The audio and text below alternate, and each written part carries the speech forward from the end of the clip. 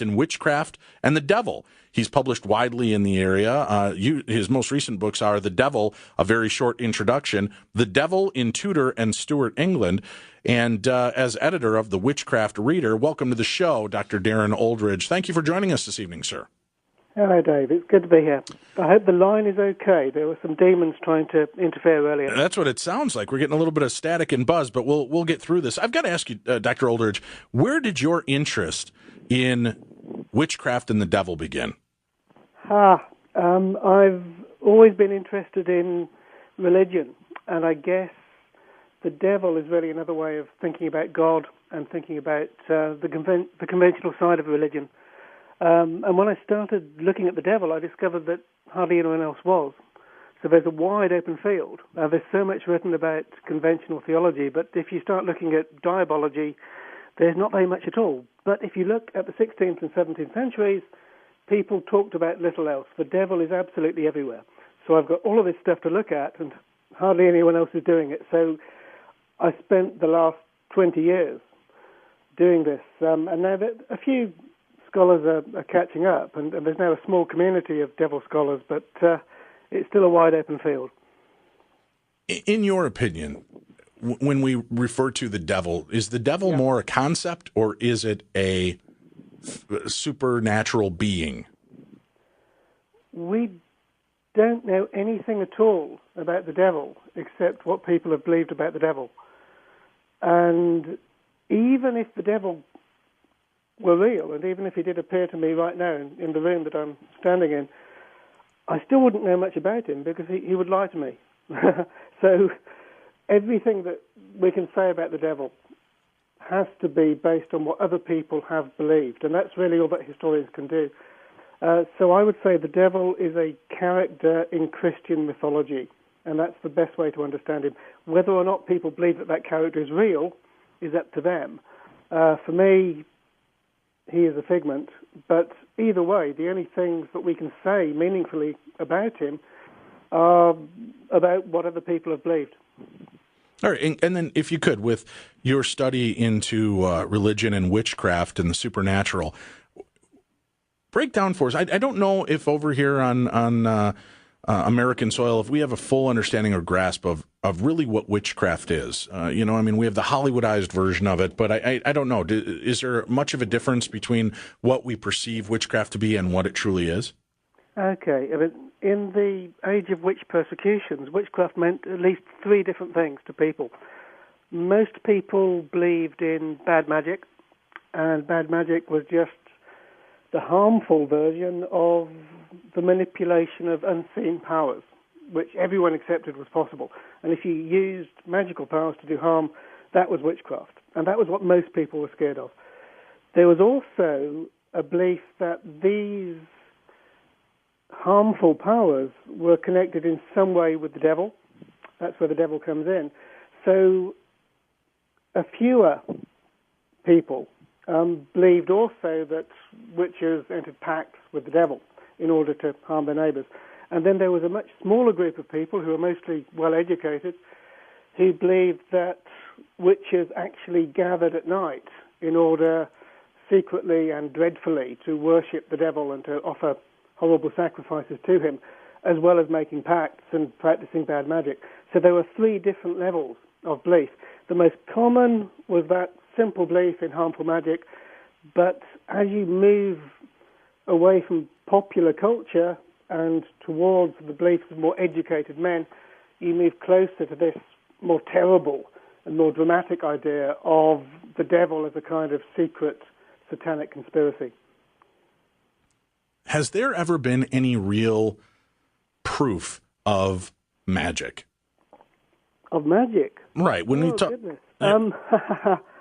Well, I do not believe in magic because I'm a rationalist and a materialist. Mm-hmm. But anyone who lived in the 16th or the 17th centuries in North America or in Europe would have believed in magic because it was what philosophers call a background belief. Everybody accepted that there were invisible powers that could be manipulated.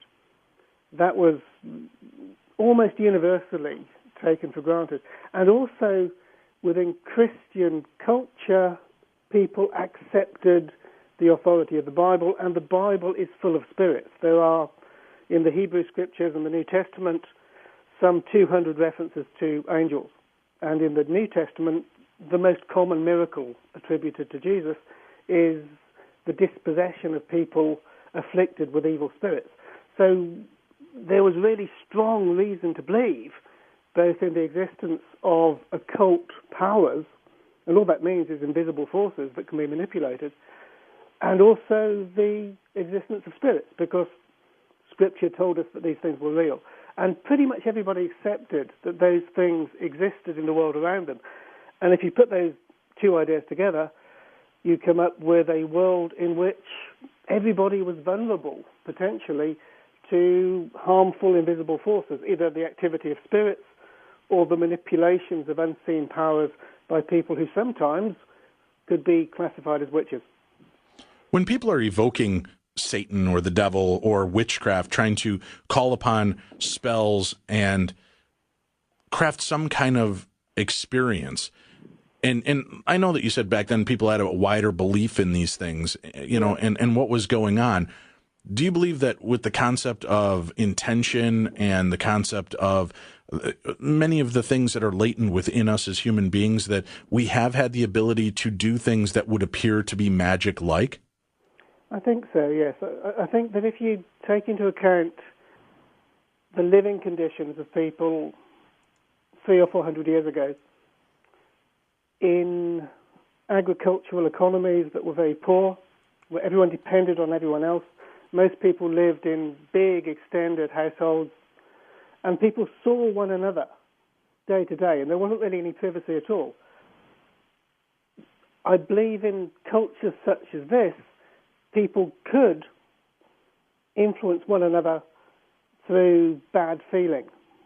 And there's plenty of evidence. If you look at the casebooks of 17th century English physicians, for example, of husbands or wives or children or servants falling sick after they had fallen out with one of their neighbours or a member of their family, and they believed, perhaps rightly, that the person had given them a bad look or an ill tongue or perhaps even put a curse on them. And these things did have physical effects because people depended on one another, people believed in these powers, and also, of course, people were relatively poor, they were often malnourished, their immune systems were not very strong. So I do believe that there were real effects that we perhaps would explain today in medical terms, but nonetheless real effects that people experienced in the 16th and 17th centuries. So to that extent, yes, magic could produce outcomes, though perhaps people living at the time would understand them in very different ways to us. Were they dealing with things like possession back then as well? Did they believe that people were taking on the attributes of demonic encounters, as their bodies would twist and contort, speaking in unknown or foreign languages, those type of activities?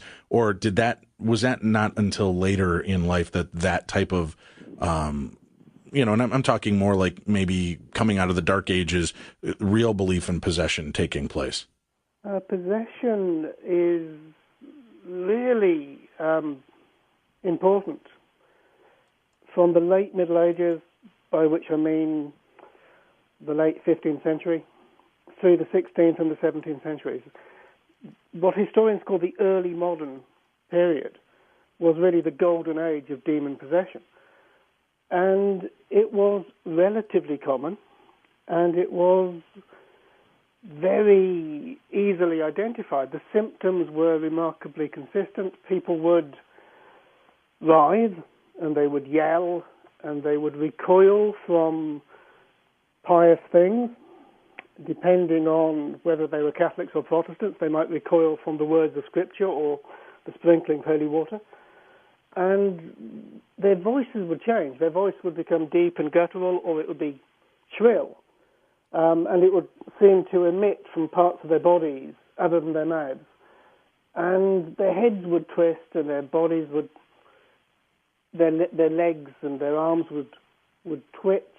And very often, in the English cases, and I think probably in colonial America as well, these nasty little lumps would appear inside their bodies, rather like parasites, which are often described in the surviving accounts, moving about the body. And in Catholic versions, you get these things chased around the body by crucifixes and the sprinkling of holy water. So this is an extraordinarily physical and wrenching experience that was so well known in the 16th and the 17th centuries that people were able to identify the symptoms and they knew what a possession looked like. They could tell it from anything else. And yes, it really was in this period that many people, and especially young people, particularly young women, suffered from demonic affliction of this kind. And often it was connected to witchcraft. In English-speaking parts of the world, in England, in North America, and to some extent in Scotland as well, a person possessed by a demon would normally accuse another person through harmful magic of casting the demon into their body. So in most cases, in the English-speaking world at least, the experience of demon possession was also a case of witchcraft. All right, we need to take a quick break. We'll continue our journey. Dr. Darren Oldridge, our guest this evening, as we talk about the devil and supernatural in Tudor and Stuart England. We'll do that next here on Darkness Radio. On Darkness Radio, my guest, Dr. Darren Oldridge. Dr. Oldridge, you've written some fascinating books, and again, kind of having a love and interest in history and the supernatural and the paranormal. This is right up our listeners' alley. We'll put up a link to the doctor's website and or to the Amazon page. You can find his books, Strange Histories. There's The Devil, a very short introduction, and The Devil in Tudor and Stuart England. Just go to darknessradio.com and click on the guests icon there, the guest tab. You'll find all the information about our guest and the links to his books and such. I want to kind of discuss as we move through this the belief systems of that time era. I know in the Strange Histories book you cover everything from The Walking Dead to ghosts, werewolves, witches, and so on. How prevalent was it? I mean, was it just a very superstitious culture back then, easy to manipulate, easy to fool people with stories and legends and lore? I don't think so, no. I think that people in this period were no more and no less rational than we are today. But I think you need to accept that it's possible to be rational within very different assumptions about the world. I would say a person is rational if what they believe is internally consistent, it makes sense, and also it's consistent with what is known about the world around them. And in those terms, belief in witchcraft was entirely rational, belief in demon possession was entirely rational, and most of the other things that you've described were equally rational. People had evidence for these things, but perhaps the evidence was not the kind of evidence that we would accept today. The obvious example that I mentioned already is the authority of Scripture. People knew that there were evil spirits because if you learnt one thing at all from the New Testament, it was that there were evil spirits, because, as I said, Jesus' main kind of miracle in the Gospels is the expulsion of bad spirits from the bodies of people afflicted with demons. If you don't accept that, then you're rejecting a very large part of the ministry of Christ. So that kind of evidence was accepted by educated people who knew the Scripture. Another example is the idea of witches being able to fly at night. Pretty much everybody accepted that in principle this could happen, and this included people who didn't believe in witchcraft in particular cases. They still accepted that in principle, yes, of course, witches could fly. How did they know this? They knew this because in the Gospel of Matthew, Jesus himself is lifted up to the top of the temple by the devil, an invisible spirit. So it was known that spirits could elevate bodies into the air, and therefore, in principle, at least, it was possible for witches to fly because they were conveyed through the sky by evil spirits. So the knowledge of the world that people had allowed them to think in different ways to us, but their thinking was no less rational than ours. When you look at some of the histories of and some of the mysteries of things like the lycanthrope, the werewolf, where do you start to find references of that in history? you can find lycanthropy in the Middle Ages, and historians have a weird sense of when things happen. So the Middle Ages are roughly 500 to 1500. Anything after 1500 is modern, so what I do is modern. And in the later part of the medieval period, you get accounts of lycanthropy.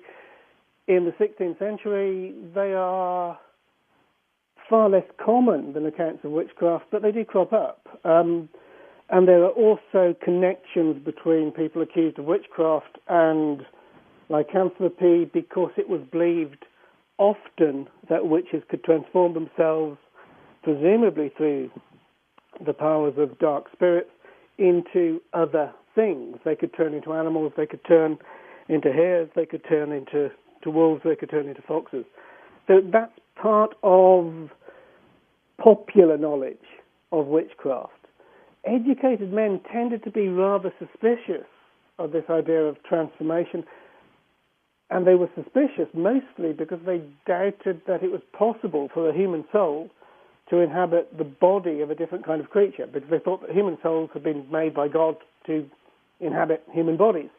So the notion that a person could turn into a hare was regarded as improbable by educated people, not because they thought it's patently an absurd thing to happen, but because of this theological objection about the nature of the soul. So these people are thinking in very different ways to us, but they are, as I said before, thinking rationally. And some of the things they knew about the world excluded possibilities that perhaps we would accept, and sometimes they permitted possibilities that we would not accept. So an educated person like James VI, King of Scotland, later King of England, accepted completely that it was possible for witches to fly through the air because he knew that devils could transport them. But also, he didn't believe it was possible for witches to turn into animals because he didn't believe that a human soul could be placed inside the body of another kind of thing. So people were reasoning in this way with the knowledge they had and coming to conclusions that we might find alarming, but to them made complete sense. And you had to be very well educated to think in this way as well.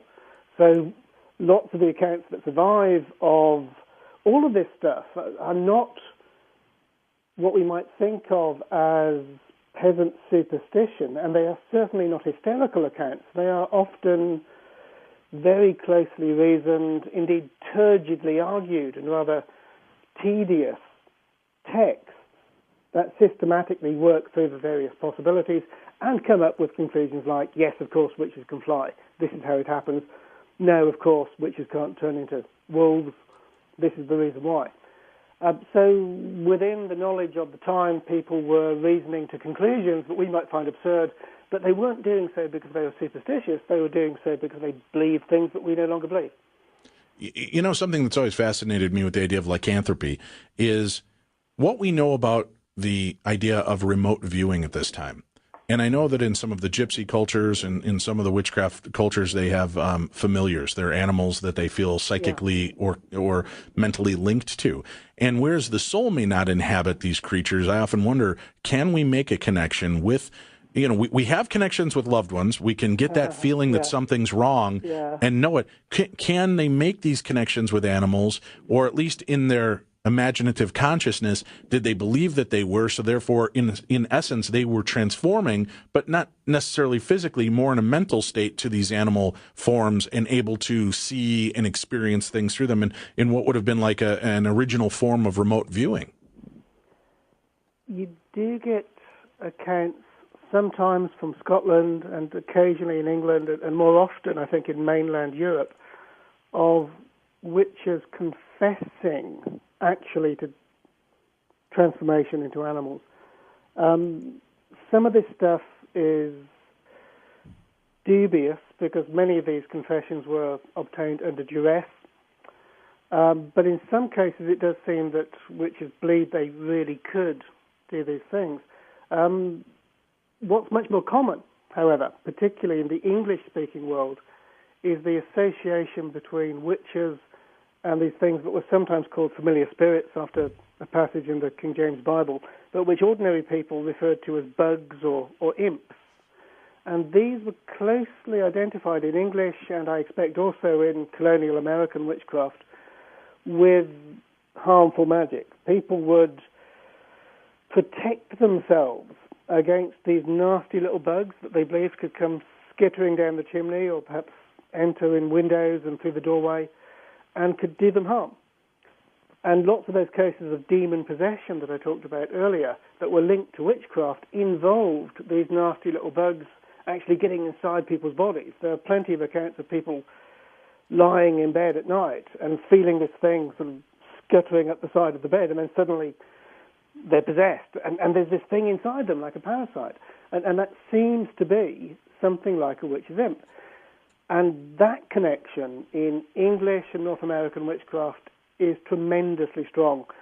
Where you get witches in popular culture, at least in England and North America, normally they are attached to these nasty little bugs called imps. Now, quite what they were, no one is sure about. They may have been demons in the popular imagination. They may have been a kind of nasty fairy. They could be a species of wicked fairy. We don't really know. But what we do know is they were very closely connected in the popular imagination to witchcraft. Dr. Darren Aldridge, our guest, will return with more on Darkness Radio. Because our own Tim from the Darkness Radio show here had an experience. Tim, this will be the creepiest moment of anybody's night is this next story, I can guarantee you. Tell people what happened to you last night. Oh, about 4 a.m, Dave. I sleep very lightly, first of all, because I have 2 herniated discs in my back, and I'm laying on my side, like I normally do, on my left side. In my right ear, I feel and I hear a scratching, like something crawling across my eardrum. And I basically said, what the bleep is that? And I kind of shot up out of bed, and I went to dig for it, and I felt it again. Only, not only did I feel it skittering across my eardrum in this sound, right? But I feel it start to burrow into my ear. So at this point, I get mad. I'm not freaked out. I'm mad. I go to the bathroom. I pour a cup of water and I slam it in my ear and try to shake it out. It doesn't come out. I refill the cup, slam it in my ear again, try to shake it out. Doesn't come out a second time. So I take a Q-tip, try to grab it with the Q-tip. Nothing comes out the first time. Second time, I pull out a small spider on the Q-tip, and it's all curled up, probably from having washed it out. Help me! Yep. Help me! Well, Tim, that was just my familiar. I was just sending him over to get into your head to tell you that I want really cool Christmas presents this year. That's all I do is I send little insects. You didn't know about this? No, I had no idea. Wow. A spider in your ear. Yeah. Crawling about. So First obviously, we're both going to start sleeping with nylons over our heads. Yes. From now on, because it's the safest way to go. I've already ordered mine. So you think back in the day, Dr. Aldridge, that would have been a sign of witchcraft and chicanery going on?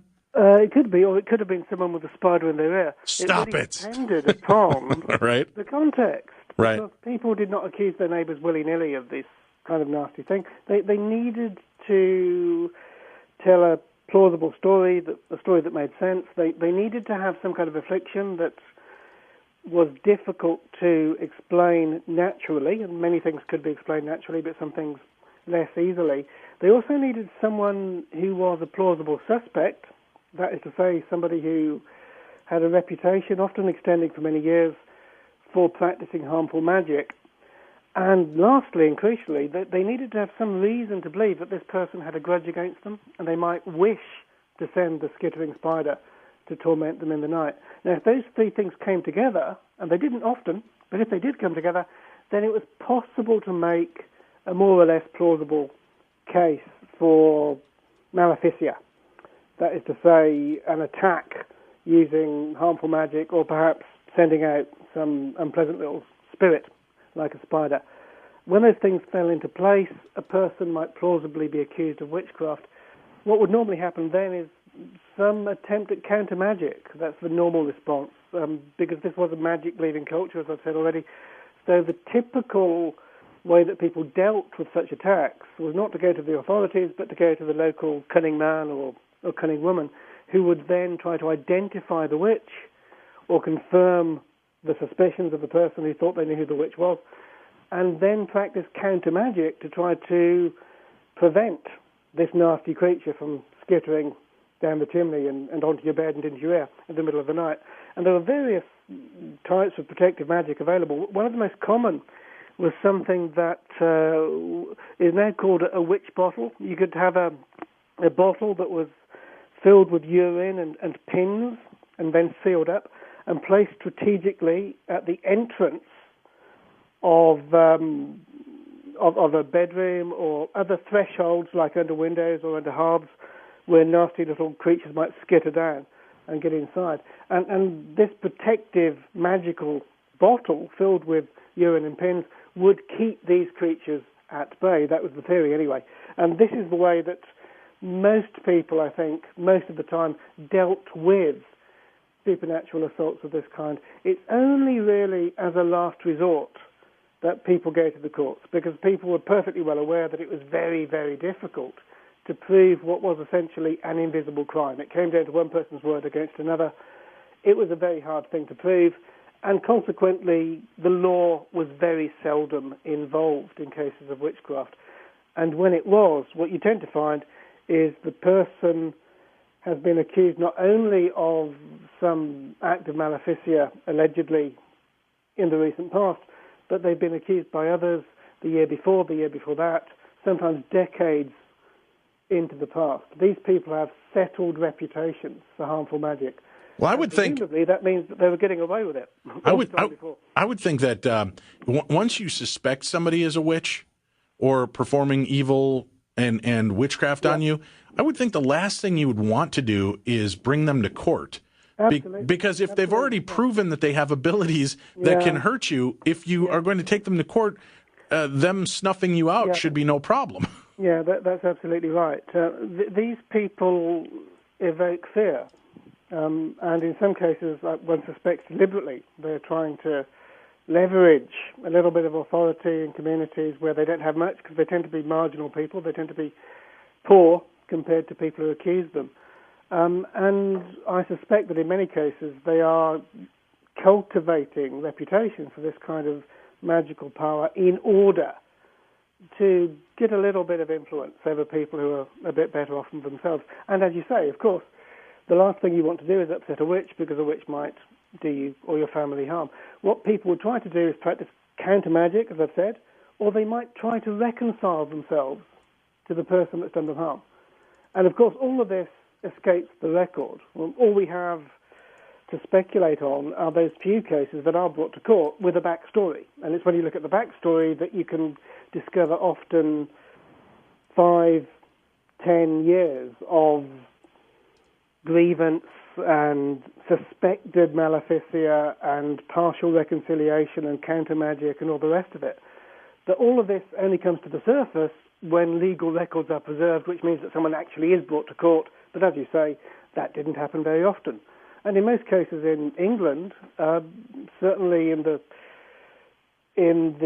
depositions that survive, witches were acquitted anyway. So people knew that it was really hard to bring a successful prosecution, so what's the point of going to the expense? The whole idea of the supernatural and all of the different belief systems, and as you said, it wasn't irrational. They were as rational as we are at the time with the information that they had. It was what it was. Yeah. Did you find, though, were you surprised in your research of the church's stance on this, the monarchy, any of that, how they responded to these type of claims? Did they feel that they were above it, or did they feel that there was, that even they had things to fear? I think that fear of harmful magic is a very personal fear, and people might adopt theoretical positions such that this is impossible, you shouldn't worry about it. But in the deeps of the night, when you hear that skittering noise beside your bed and you feel something going in your ear, then perhaps it's a bit different, okay? What happens in England is that mostly Protestant monarchs and Protestant ministers are skeptical and disapproving of allegations of witchcraft. And the reason that they are skeptical and disapproving is that they have a very high doctrine of the power of God, and they regard magic as possible, they regard witchcraft as possible, but they think the suitable response is not to try to blame your misfortune on some poor old woman who's practicing magic, but to look to yourself for whatever sin you might have committed that has allowed God to punish you in this way. So for that reason, there isn't really much encouragement from the authorities in the English-speaking world for the prosecution of witches. The exception to this is twofold. First of all, if someone was believed to be conjuring dark spirits, then that's no longer a crime against one's neighbours, it's a crime against God. That kind of behaviour is condemned in the Bible. So that's something that people might theoretically be punished for, although ordinary people weren't so bothered about that. They were much more worried about nasty little insects sort of creeping into their beds or whatever. And the other circumstances in which allegations of witchcraft in the English-speaking world might really catch fire, so to speak, is when social order broke down and the normal mechanisms of judicial authority fell into abeyance. And the classic instance of this, of course, is during the first of the English civil wars between 1642 and 1645, when towards the end of the war in the eastern counties, there is a horrendous witch hunt. And I think you can actually use the phrase witch hunt to describe what happened in 1645, when a man called John Stern and his associate Matthew Hopkins were travelling the eastern counties, actively looking for people suspected of witchcraft and dealing with these people who perhaps had been undealt with for many years previously because the authorities were reluctant to act against them. Once the normal mechanisms of law and order broke down, people like Stern and Hopkins were able to step in, and in 1645, perhaps, well, at least 100 people were executed for witchcraft in that part of England, and it may be as many as 150, we'll never know. So when the normal mechanisms are not operating, then yes, you can have these really terrifying witch hunts. But that was very much the exception in the English-speaking world, and happily that applies also to North America. Dr. Darren Aldridge will continue with us right after this. When we're speaking to English-speaking, proper English-speaking people, tonight's going to be the night I just can't put anything together. It's always that way. All right, we're talking now with Dr. Darren Aldridge, and we'll have a link up to his Amazon page, all of the great books that he's written. You said off air, you were chatting, you have an interesting devil story for us. Could you go ahead and share that with us at this point? Oh, I think we should finish with the devil, as I started with the devil, and the devil is never far from my heart. And what happens in England in the 16th and the 17th century is that the devil becomes increasingly associated with temptation. And this temptation often is invisible. It's a whisper in the night, it's a sudden stirring of your heart, it's a movement of temptation in other parts of your body as well. That's how the devil works. But in popular culture as well, there are lots of stories of the devil just turning up as an unexpected visitor and presenting you with temptation. And one story that occurs to me now is of a woman in the 1670s in Shoreditch, which is a part of London, who was impoverished, living with many children that she wasn't able to look after adequately. And one afternoon she was visited by this hooded stranger who just appeared from nowhere, it seemed, in her front room. This man spoke to her kindly and softly and said, "I can see that you are suffering and struggling. Do you want me to help alleviate your pain?" And the woman says yes, and the man produces a knife from his pocket, and he tries to press the knife into the woman's hand and says, "You can use this to remove one of your children, and if you do this, you will live more contentedly." And the woman screams. She runs out into the street. Her neighbours hear her bellowing. They come to her aid, and then they see the hooded figure drift out of the house. And in the witness descriptions that survive, the people say that this figure did not move as men do move, but he glided down the street. And it was subsequently assumed that this figure must have been the devil coming personally to tempt this poor woman, and luckily she overcame his horrible suggestions. When you're talking about the devil stories, I grew up in Chicago, Illinois, And one of the stories that always came out that I always thought was so interesting and fascinating at the same time, especially in the time frame that it took place on Archer Avenue. It's very famous. Many people know of all the ghost stories along that, but there's a ballroom along Archer Avenue in Chicago where the devil is claimed to have come to dance. And it was in a local tradition in Bridgeport neighborhood. They recall this kind of weird supernatural event that occurred at Kaiser Hall, which is it's just west of Loomis Street on Archer. And the story tells that a young woman kind of became entranced one night when she was with this kind of handsome, dashing stranger that she had met out on the dance floor. And as they were dancing the night away, she happened to glance down near the end of the night at the stranger's feet, and her cries of pleasure ended up turning into these horrified screams. Assuming the stranger had made an inappropriate advance towards the girl, a lot of the neighborhood men started to get very angry and start to come to her side. And they ended up being surprised. He refused to fight him and instead managed to get himself cornered near a second-story window. And it was at that point he leapt out of the window and surprised everyone by landing on his feet on the sidewalk below.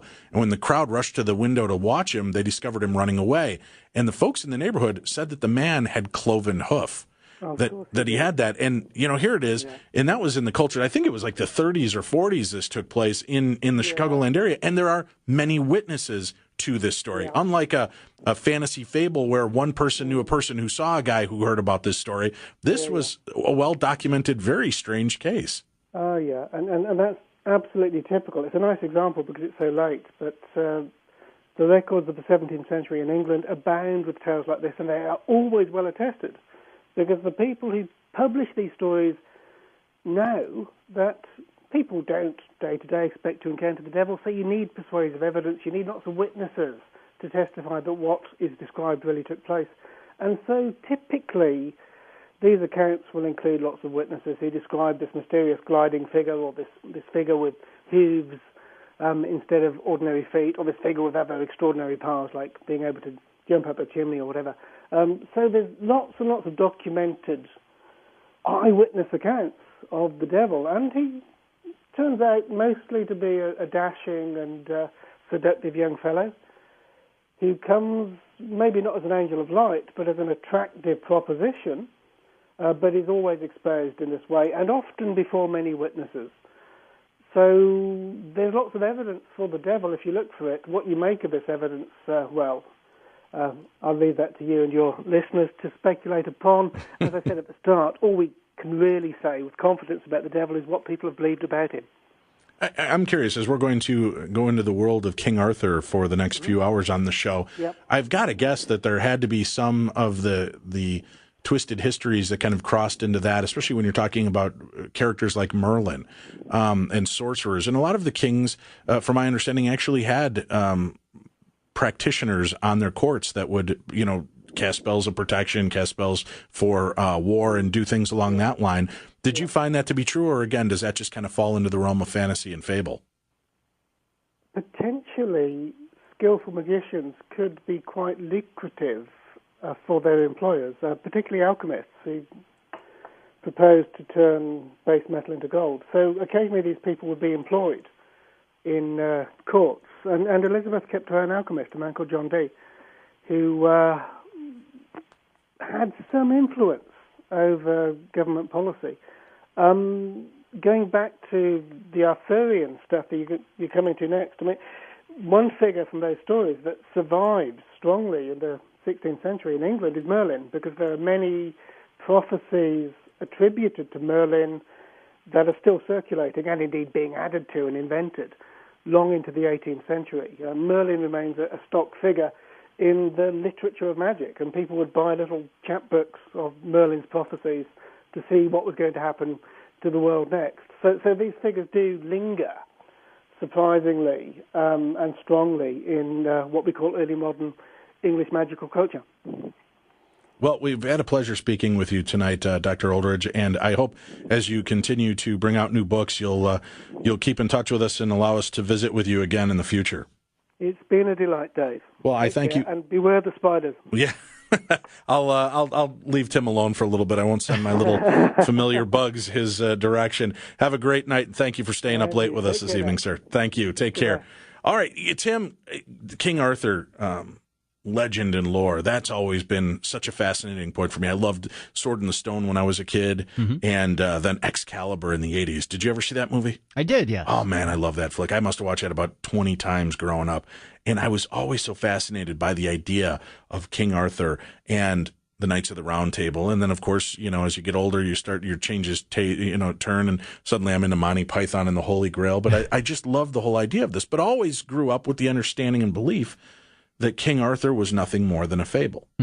And now as I get older and I start to do more research into the historical aspects of these stories, it seems that characters like Robin Hood and King Arthur and Merlin and the Knights of the Round Table, these may have real roots in history. This isn't just something so easily swept away. And I never knew that. It's only been in the last few years that this has come to my attention. Yeah. So I was fascinated. Our next guest will be joining us when we come back. Graham Phillips, his new book, The Lost Tomb of King Arthur, The Search for Camelot and the Isle of Avalon. That's next on the best in paranormal talk radio. Stay right here. This is Darkness Radio.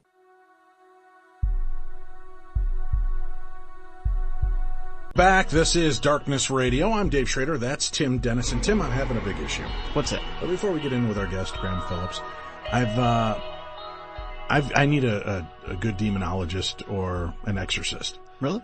Yeah, because I have had, since Prince's death, in constant play rotation inside my brain, Purple Rain. No matter what. And I can listen to other songs while I'm listening in the radio on the way into the station or on the way home. But all I'm hearing is Purple Rain. Really? You get out. It's like the most strange infestation I've ever had. And I bought it. I bought the Prince MP3, Purple Rain album, so I could listen to it. I figured maybe I'd get some of the other songs ingrained back into my brain, push that one out. Yep. It just won't go away. It's there constantly, drilling. I said if his estate got paid for every time that replayed in my brain, I would have made him a billionaire in just the last week. Oh, God, yeah. It needs to stop. How do I get it out, Tim? Download his other albums? I've tried. Nothing's working. I've tried every kind. I've listened to Springsteen. I've listened to Duran Duran. I've even gone to Wham! Anything to get this song out of my head. It won't go, Tim. You know what I need to do? What's that? Change my paradigm.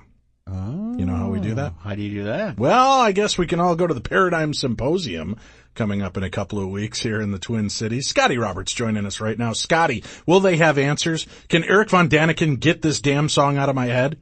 I think the first answer would actually be in the form of the question. It would be, Wham?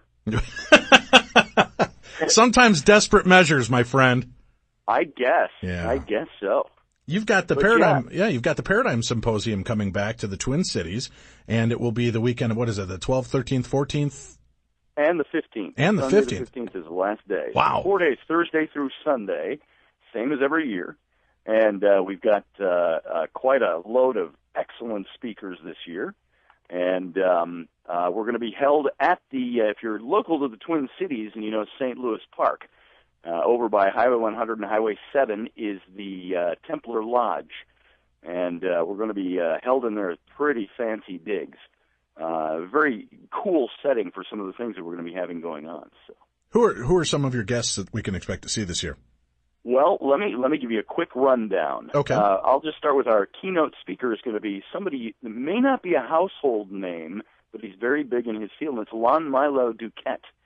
And Lon Milo Duquette, since '75, has been kind of this international governing officer of the Ordo Templi Orientis. It's kind of a religious and fraternal organization founded in the early part of the 20th century, and it has to do with the Masons and the Templars and all of that.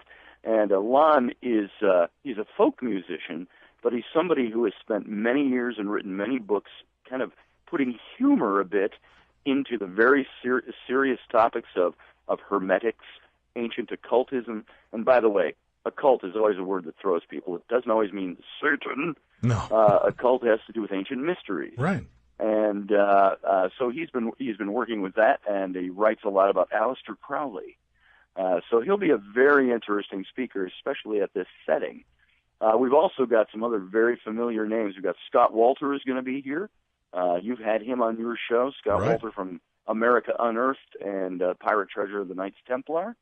And he just told me yesterday that he has reached his 32nd degree in the Masons, as well as a Knights Templar, and he's got some very interesting information he's going to share. So don't let the whole Templar Masonic thing, some people go, ooh, but don't worry about that. This is good stuff and good information that's coming out. If I give you a very quick rundown of our speakers, we've got Randall Carlson, who you may also know. He's with Sacred Geometry International. We've got Travis Walton, very well known to you. Travis, if you saw the movie, which this ages us, it came out 20 years ago. Wow. Fire in the Sky. Sure. And with D.B. Sweeney played his part, but it's about the Arizona logger that was taken up, abducted by a UFO. It remains one of the most controversial UFO abduction cases out there. And he's got a new documentary called Travis that we're going to be viewing at the symposium. We also have Richard Dolan, again known to you, a historical. I think Richard has always said he prefers to be known as a researcher and a historian, but he's really found his niche in the UFO territory. And you're more reasoned side of that. Along with him is Peter Robbins, who wrote the book Left at East Gate. Or was it East at Left Gate? I can't remember off the top of my head. But the big Rendlesham incident, and he's written a follow-up book to that. And the Rendlesham UFO incident, again, one of the most well-documented and famous UFO stories. And boy, that is one that I almost think is bigger and more impressive than the Roswell story. I do too, especially with all the information that comes out of that. And there's a lot of things that out of the Rendlesham case that people think, that's a little dubious, but you got to dig into it a little deeper, like the binary codes and the stuff like that. But you're right, this is one of the most documented on a military base, nonetheless. So he's going to be talking about that and other things related to that. We've got Micah Hanks. He is best known with the Graylian Report and his books, The UFO Singularity and the Ghost Rockets and things like that. He's a futurist for as young as he is. And so he's going to be here. The very prolific Nick Redfern, who is probably, while we are speaking, pumping out another 72,000-word book. And I think he's got about 50 or 500 books out there. Every week I get a new press release. He's releasing his new book, and holy cow, that guy's one of the hardest-working authors I know. I got to tell you, it's all he does. I wish I had time to write like he does. We've got Laird Scranton. I don't know if you've ever had him on your show. No. But he wrote a few years back a couple of books on the Dogon, the tribe in West Africa. And he really is into cosmology and language, but don't let your eyes gloss over. He shows how all of these things relate to a lot of these other alternative fields. And so he's very much the scientific thinker on this. We've got Dr. Rita Louise, who's written a book on myth and how mankind, man-made, I think it was called, on the myths that we create in religion and everything else, and she's a very interesting speaker. We've got somebody new to the paradigm, which is Jeffrey Dougherty. He does a radio show called The Christian Whistleblower, and Jeff used to be a charismatic or Pentecostal preacher, very much into the Jimmy Swaggart back in the day and things like that. And he has come out and found in his research very different interpretations of the New Testament and very different ways in the language. And so he's become the Christian whistleblower, and he presents a lot of very unique information. Aliens, reincarnation. He wrote a big book called The Apostle Paul Antichrist, in which he details some of the historic theories that say the Apostle Paul, who wrote 2/3 of the existing New Testament, probably hijacked that all from Christianity, and he was really a Herodian, or King Herod, the puppet king of Israel during the time of the Roman era. And so it's very interesting stuff he presents. We've got a very dear friend of mine. You may also know Dan Madsen. Dan is, I think I bumped into him again after not seeing him for about 12 years at one of the Darkness Radio events at the Stanley Hotel a few years back, 2008 or 9. And we hadn't talked in 10 years, and I bump into Dan. And Dan became very well known for kind of the other side of all of this research. He went the pop cultural way, and he started by publishing the Star Trek Official Fan Club magazine, which was picked up by Gene Roddenberry, called him, and Paramount. He got the first license. He did the Star Trek Communicator magazine, ended up meeting Spielberg, did all the Indiana Jones magazines, the Star Wars Insider magazines. He did the Lord of the Rings magazines, and now he works for heruniverse.com after I think he sold off his empire. Wow. We've got a good friend of yours and mine, Sarah Soderlund, who is a psychic media. That's how I first met her, again at a Darkness Radio event, I think in 2007 at the Stanley again. And she is a doctoral candidate right now for her forensic psychology. So she's going to be talking about all of that stuff, mysteries of the mind. Very cool. Got a good friend of mine, a working partner with me, Rocky Stucci. I do a radio show with him on politics, which I'm sure is one of the raging topics on your show, politics. And he's going to come and speak on, he's very much into the paranormal and some of his investigations, and also he speaks on bullying and things like that. And so he'll be a lot of fun. Wildflower, Jessalyn Devereaux is going to be here. She's going to be kind of our resident psychic. She's going to be presenting some information. We have Edward Nightingale, who has done a yeoman's research on the Giza Plateau, the mathematics, and how this all actually fits into some of the stuff Randall Carlson with Sacred Geometry International is presenting. They've done work together, and how all these ancient sites have these ancient mathematical codes.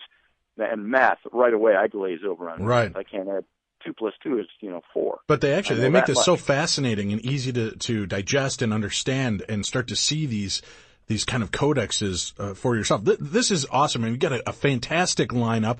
And again, there are a few tickets. This is selling out pretty quickly. And if you'd like to come to the event, it's going to be the 12th through the 15th here in St. Louis Park, Minnesota, at the Templar Lodge. That's pretty amazing. That's a pretty neat place. And I'm going to tell you this, for your listeners alone. Okay. I'm going to give a phone number here. All right. This is the phone number, 651. All right. 468-8115. If your listeners call me instead of going to the website, I will give them 50% off their tickets. Wow, 50% off. That's now, a pretty we've only good deal. got really technically about 30 seats left open, so they're going to go fast over the next 2 weeks. Sure. And for the hall that we're in, it's a little smaller hall. And I do have to mention, I'll be speaking, and my partner in crime, my friend, British archaeologist John Ward, he and his wife have the big site of Gebel El Silsila in Egypt, and I spent a lot of time over there with him, and we've written a couple of books, and he and I are going to speak together as well. Where can they find more information about the symposium? They can go to ParadigmSymposium.com. Paradigm. All the information. Symposium.com, and we'll have that up on our site as well. Give Scotty a call, 651-468-8115. That's 651-468-8115. Tell them you heard about it on Darkness Radio. Save 50% off on the remaining 30 or so tickets that they have. So take advantage of that. We'll see you there. We'll have a Darkness Radio booth set up. I think Sonia will be manning that for us, as Tim will be out of town. I'll be out of town. But go out and check out the Paradigm Symposium coming up soon. All right, stay tuned. When we return, Graham Phillips and the Lost Tomb of King Arthur. Here, search for Camelot and the Isle of Avalon. Our guest this evening, Graham Phillips, a former radio journalist and BBC broadcaster. He's a historical investigator, and he's the author of 13 books, including The Templars and the Ark of the Covenant, Merlin and the Discovery of Avalon and the New World, The Chalice of Magdalene, and The End of Eden. He lives in England. He's joining us tonight live on Darkness Radio. Thank you for joining us this evening, Graham. It is my pleasure. What a fascinating topic. You know, I grew up, as Tim and I were discussing in the last hour, I grew up fascinated by the King Arthur legend and thinking it was just that. And what a great story and kind of a parable for the way friendships could work and man's fortitude and strength and the way it all comes together. And then to start peeling back these layers and realize that there may be a real historical figure behind this story was totally new to me. I had no concept that there was anything based in reality. What do you find? What's the oldest reference to King Arthur? Well, the actual stories that you were talking about were written from around about 1150 onwards. And they are the mythical king who fights dragons, rescues damsels in distress, the laws of chivalry and romance and so forth. But 300 years before the earliest of these so-called Arthurian romances was written, a British monk by the name of Nennius wrote a history of Britain, and he wrote it around about 830 AD. And in this, he refers to King Arthur as an actual historical figure who had lived 300 years before his time. So that's the earliest complete sort of reference to Arthur, although earlier than that, you've got a couple of mentions of his name, which don't tell us anything about him. So 300 years before the earliest stories of Arthur were written, 830 AD, you've got a man saying Arthur was an historical figure 300 years before he lived. So his time that Arthur is supposed to have lived, he tells us, is around 500 AD. And not exactly understanding your culture and history as well as I wish I could, I would have thought that anybody bearing the title king, there would be copious records and acknowledgement of his existence. At that time, were kings basically mayors? I mean, would it be the equivalent of what we have as mayors or governors here in the United States? So they come and go so much you might not know everyone that ever bore the title king? I suppose in a sense they would be like governors. But what you have to realize is that Britain, until the early 400s, had for 300 years or more been ruled by the Romans. So they were a part of the Roman Empire. But then in 410, the Roman Empire was collapsing. The troops were withdrawn from Britain. And very quickly, the country fell into a state of anarchy. I mean, imagine any country in the world today when all the police and the army they all suddenly disappeared. It wouldn't be long before that country broke up into separate units. And Britain broke up into a number of separate tribal kingdoms. And there were dozens of them. And so Britain, by the time Arthur is said to have lived, around 500 AD, is divided into separate kingdoms, each of them with a chieftain who would call himself a king. So it's not a king like in the medieval sense, a man with a crown who rules the whole of Britain. It's a person who is a chieftain, referred to as a king, who rules a place the size of, say, a modern American county or something. Okay. All right, yeah, so it is almost like a mayor for that village or that town, the leadership of that. With such sparse information that exists out there about this character, what can you tell us? Who was King Arthur? Well, it's quite a complicated procedure to try and work out who he really was. We know from Nennius that he tells us firstly that what you have to do first, I think, is to understand what's happening in Britain at 500 AD. The country's in anarchy. There's all these different little kingdoms fighting each other. And into this disunited land comes an invader. Now, the invader are the Anglo-Saxons. Now, they come from Germany. Now, most people tend to think of the English and English culture and English-speaking world as descended from Anglo-Saxon culture. That's true, but the Anglo-Saxons didn't originally come from England. They came from northern Germany. And they began to invade Britain, the east of Britain. And it is the Britons themselves, the native Celtic people, who are fighting these Anglo-Saxon invaders. Eventually, the Anglo-Saxons managed to beat them. But at the time Arthur is said to have lived, it was at the height of a war between them. Now, Nennius tells us that Arthur is one of the last Britons to make a successful stand against the Saxons. In fact, when it looks like the Anglo-Saxons are about to cut the country in two and divide and conquer the enemy, so to speak, Arthur united the various dysfunctional British kingdoms into a single fighting unit that managed to push the Saxons back, almost out the country, but well back to the east of Britain, for some decades. So this is the historical Arthur, a unifying figure for the British kings or British chieftains in their struggle against the invading Anglo-Saxons. Is there any chance, it's funny how so many of the stories that we get are from monks and these guys that had a lot of time on their hands. Is there any chance that they were being creative and an imaginative outlet for them was to create stories to either entertain themselves or the Brotherhood? Could there be some of this, that some of it was just completely fake information? Yes, that's possible. The only problem is that these days anyone can write anything fake they want. They've got plenty of places to write online. And even before that, we've got plenty of paper and plenty of pens. What you have to realise that had happened in Britain in the Dark Ages, as it's called, after the Romans left, civilization virtually completely collapsed. And there was very little to actually write on. We got our paper, so to speak, from the Roman Empire and from the paper mills, if you want to call them that the Romans had installed here. These basically didn't exist anymore. So finding something to write on, you had to make it yourself to start off with, and actually something to write with. Also, you've got a situation where very few people are able to write. Learning and schools have gone. And the few people that do know how to write have got the time to do so and have got the means to write, something to write on, are monks who mainly wrote religious works. But some of them did, in fact, decide to put pen to paper and record the history.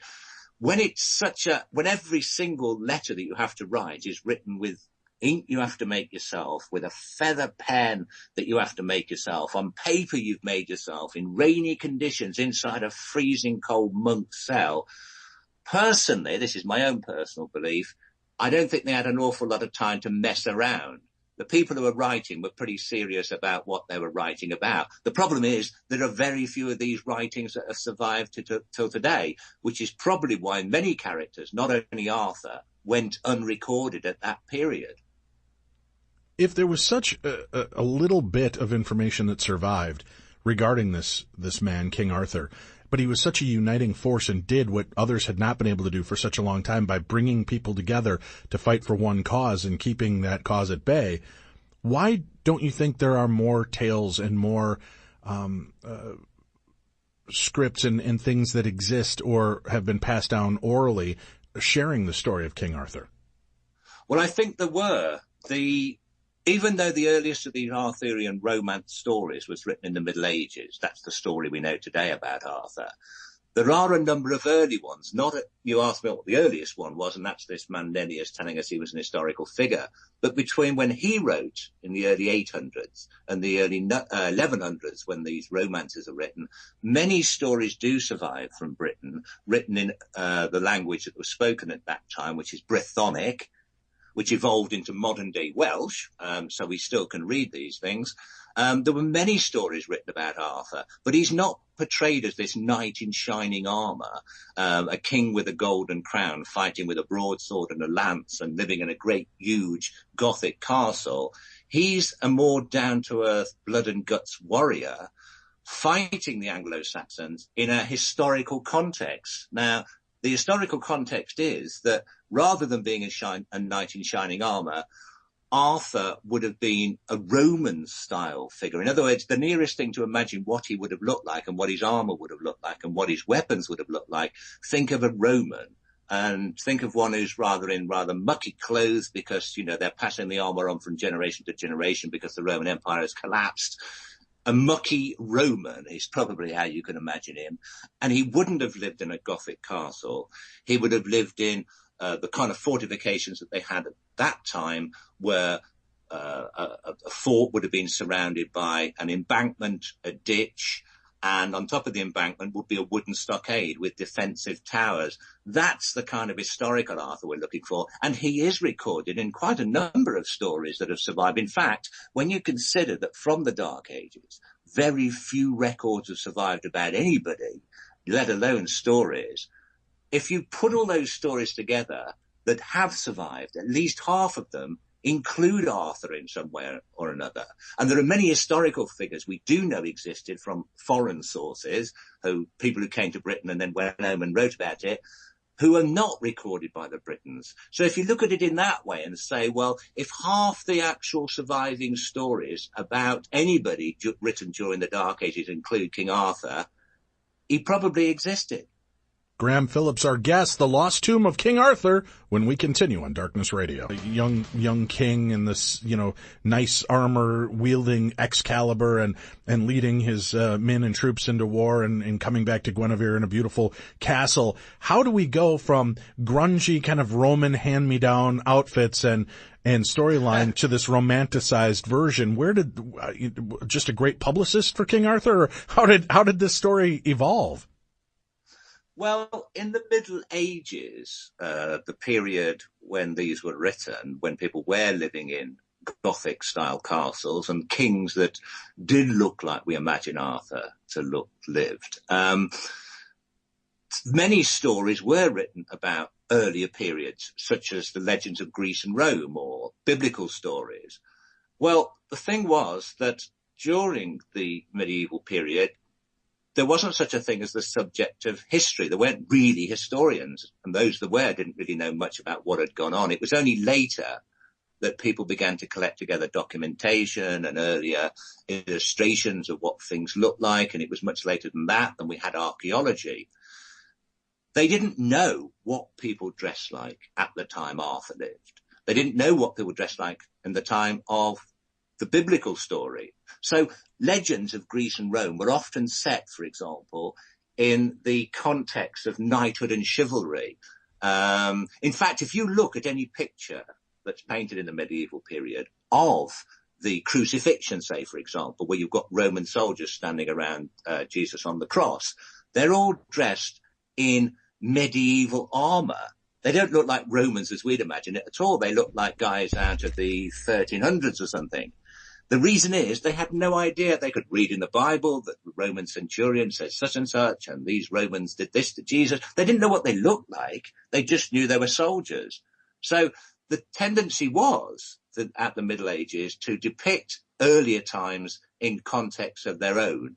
And this is what happened with Arthur. So they've got these stories that had survived, some factual accounts and some accounts that have been fictionalized and perhaps exaggerated, which they then start to talk about in their own kind of like historical period. So warriors become knights and they dress in the kind of plate armor that they had in the Middle Ages, and they fight with broadswords, and they live in the kind of castles that knights would have lived in the Middle Ages. So that's how this comes about. Isn't that, it's fascinating. One of my favorite movies is A Knight's Tale with Heath Ledger. And it sounds like this, right, yes. Right, here it's kind of the same thing. We're telling this story, but we're contemporizing it. We're adding our music and our lingo and language to this kind of classical tale of that. And that seems to be exactly what you're talking about. Is they reflected it with the knowledge of what they know now and marrying it with a story of what was, but kind of romanticizing it into a different context. Yeah, I believe, if I remember rightly, The Knight's Tale, which was something that was written by Geoffrey Chaucer in the Middle Ages, when the film came out, they've got the music of Queen and David Bowie, and everybody's singing along to it. Exactly, right. And that's what it feels like when you're talking to us about how they were doing it. It's this uniting of two different historical periods as we know it to make it a cohesive story, to make it interesting for people now. Yeah, it's full of anachronisms. Shakespeare did this all the time. He's got Julius Caesar. There's a time they hear in one scene a clock chiming. Well, they didn't have clocks back in the time of Julius Caesar. They did in Shakespeare's time, so he brings one of those in. It's a lot of stories that were written throughout the ages are full of anachronisms. I remember Ben-Hur once. I don't think they intended this one. When Ben-Hur first came out, he was in one scene. He was wearing a wristwatch. Yeah, the same thing happened in the Braveheart movie. They had they had to digitally edit when there's that big fight scene and they're all running. A bunch of the extras still had forgotten to take off their wristwatches. So they had to digitally paint them to look like gauntlets, or they had to just remove the image altogether. That's one of the more famous gaffes in movie history, I guess. So we hear how they kind of brought this up and made it more modern for them. But why, of all the characters of legend and lore, why does this man become so universally famous, do you think? Why does he stand out so far above everyone else? I mean, I'm sure there were other characters that must have had fascinating tales and must have been handsome and fit into these stories. Why King Arthur of all the obscure references? The reason is that he became something of a figure in a medieval propaganda exercise. Again, you've got to look back in the history of the context in which he's set. I mentioned to you that the Anglo-Saxons were invading Britain. And then by around the mid-600, 700, they had invaded all of what's now England. And England is actually named after the Anglo-Saxons, Angleland, England. The native Britons were pushed west into what we now call Wales, which is why they still speak a version of the language Brythonic, which was spoken throughout all of Britain before the Anglo-Saxons turned up. We, the English, speak a derivation of Anglo-Saxon, or Old English as it was called. So that's why we have different languages in this country. So the language that you're speaking in America is derived from Germanic Anglo-Saxon and really has very little to do with native British that was spoken before the Anglo-Saxons turned up. Okay, but these Anglo-Saxons were in turn invaded by a new set of people, for a while the Vikings in the north of England, and then eventually in 1066 by the French, specifically the Normans, who were from Normandy in northern France. They then became the kings and aristocrats of England. And the aristocrats all spoke French, and the ordinary people all spoke what we'd call English, Old English. So you've got two languages, two separate cultures. And what happened is that many of the native people were turning around and saying, we are the true rulers of this country. We have our leaders who can trace their ancestry back to the true kings of England. These people who are ruling this country now are Frenchmen. They've got no right to be here. So the kings of the French kings who ruled Britain needed their own heroic and majestic ancestor to say, we have descended from him and therefore we should rule here. Now, they had to look back to somebody who ruled this country before the Anglo-Saxons, because when the Anglo-Saxons came, many of the Britons fled into what's now northern France. So the Normans, the northern French, could claim descent from the native Britons. So they wanted somebody a native British king who had fought and beaten the Anglo-Saxons to say, we're descended from him, we've got more right to rule here than you have. And the nearest thing that they could find to a uniting king of all of Britain before the Anglo-Saxons in any record at all was this warrior chieftain, Arthur, who had united the Britons. And so consequently, they thought, great stuff. We've got ourselves a true king of the Britons. We can say we're descended from him. We've got a reasonable amount of evidence that we could be.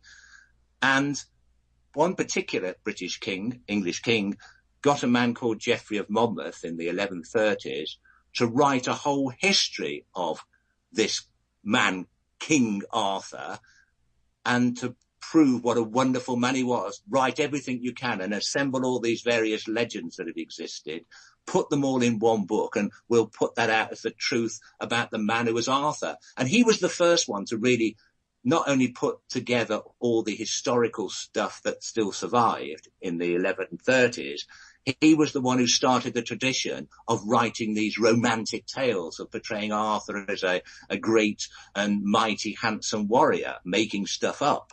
And because the king was sponsoring this, and because the nobles really loved the whole idea of this Arthur that they could all claim descent from, the writers, the rich, the French in Britain, started writing more and more of these tales. And that's how Arthur became firstly a crucial figure in a medieval propaganda exercise and a bestseller.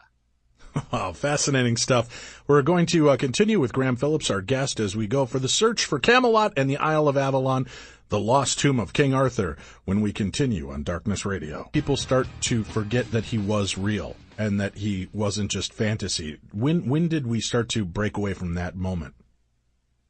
Around about Shakespeare's time, because by then, when Shakespeare, until Shakespeare's time, people tended to believe whatever they read. Well, a lot of people do that these days, but when the internet was invented, they stopped doing it. Right. And Shakespeare was writing, and other people like him, but he started the whole tradition in the 1590s of writing about historical figures. But everybody knew that he was adding on his own interpretations and dramatizing the whole thing. Everybody realized that there was a truth behind the fact that Julius Caesar was assassinated by Brutus, but they knew full well that everything that Caesar did and what he was saying and how he acted and Brutus, how he behaved, that this was clearly being made up by Shakespeare. So they became aware of the dramatization of history. And Shakespeare wrote many histories, Richard III, King Lear, you name it. And people became aware then that there was, maybe these people really did exist, but, the line between fact and fantasy became, was very blurred when it came to theatre. And people began to see the same thing in the novels of the time. So from then on, people began to say, hold on a minute, this Arthur, he sounds a bit unbelievable. And of course, by this period, by the 1500s, 1600s, you got the beginnings of science when people started you've got Galileo in the early 1600s, then you've got Isaac Newton in the later 1600s. And people began to really question whether these things like dragons could have really existed and whether there were people who were witches and wizards like Merlin. And so gradually, with the advent of science and the age of industrialization, the Industrial Revolution, people more and more began to look upon King Arthur as complete legend. He had a bit of a reprieve in the Victorian period, in the 19th century, when the painters started. There was a Gothic revival and new buildings were built in the style of old medieval castles. And paintings were painted of the Arthurian stories, and romantic poetry was written by people like Shelley and Keats and Byron and all the rest. And many of these people, poets, painters of that period, of the Victorian period, started to use King Arthur as inspiration. And so the whole thing became even more romanticized. And people began to write even more outlandish stories of King Arthur. They have him in one or two of the Victorian tales in a flying boat. Others bring in flying carpets, which clearly came from Arab tradition. And so by the time the era of film came about in the 20th century, Arthur had been pretty much romanticized out of all recognition as to how he started. Which is it's two things. On the one hand, it's a massive problem because it means that most people say, well, there was no Arthur. He couldn't have done all these really weird things that he's claimed to have done in the stories. And historians will say, well, we're not going to get involved trying to find out who he was. He clearly didn't exist. And any that do, other people will laugh at them and say, what, you're looking for this man who flies around in boats and fights dragons? And so on the one hand, it stopped a certain amount of research being done into Arthur. But on the other hand, it's kept his legend alive. If he hadn't have been this medieval figure in a medieval propaganda exercise, if he hadn't become romanticized by the Victorians, he wouldn't be remembered today for anybody to even bother looking into him. So when I started investigating the story, there was the fact that he'd been romanticized was both a curse and a blessing. Right. And again, I mean, it brings this great mystery and history to your culture and to the land. And right, it brings this fascinating fable forward so that it does kind of romanticize the idea of the times and what was going on and drawing an interest to history that others, it may have been lost without that. Well, if you want to know what it was really like to live in Britain in 500 AD, firstly, most people, their staple diet would be fobs. Do you know what fobs is? I do not. It's lumps of bread in sour milk. That's your breakfast, right? Hot dogs, followed right. by weak beer. You couldn't drink the water because it would be poisonous. Well, it'd be infected because they boiled up beer and it fermented. It kept the germs out. So you'd have loads of horrible tasting beer. So you'd be absolutely out your face most of the time. You'd be eating fobs. You'd hardly ever have meat of any kind unless you could catch a squirrel or two. You could grow things, but think of the things that we enjoy today in Britain. Potatoes, we didn't have those. They came from America much later on. Carrots weren't anything like we have. Now, wait. So potatoes, turnips. Potatoes were not a thing in Ireland. That didn't come from the Irish culture. Potatoes were brought back to Britain by, it said, Walter Raleigh in the 1500s. Right. He discovered the Americans eating them. And do you know where the name potato came from? There was one of Walter Raleigh's people in Virginia, in the colony of Virginia, in the late 1500s, early 1600s, asked a translator, this girl who was a Native American, asked her what they called this potato, this thing they ate. She misunderstood and thought what they were asking her what her name was, and her name was Potato. That sounds silly now, but it wouldn't have done at the time. And she was telling them her name was Potato, and they said, "Oh, it's a potato." Well, once you told them that they got it wrong, the name had already stuck. So anyway, that's just I'm digressing. But potatoes, which is a staple diet of many people in this country even today, weren't introduced to Europe until the 1500s, so early 1600s. So we didn't have that. There were so many things we didn't have. We didn't have the kind of spices to spice up food. We didn't have pepper to put on it. Salt was in short supply. Food would have been bland. There'd be hardly any of it. It would be mainly barley stew and you drinking this horrible tasting beer that would make you sick. As for sort of the romance, well, most people had no way of washing or bathing or anything unless you lived near a river. And what about in the middle of winter when it snowed over? You're not going to go swimming in a river, so you'll stink most of the time.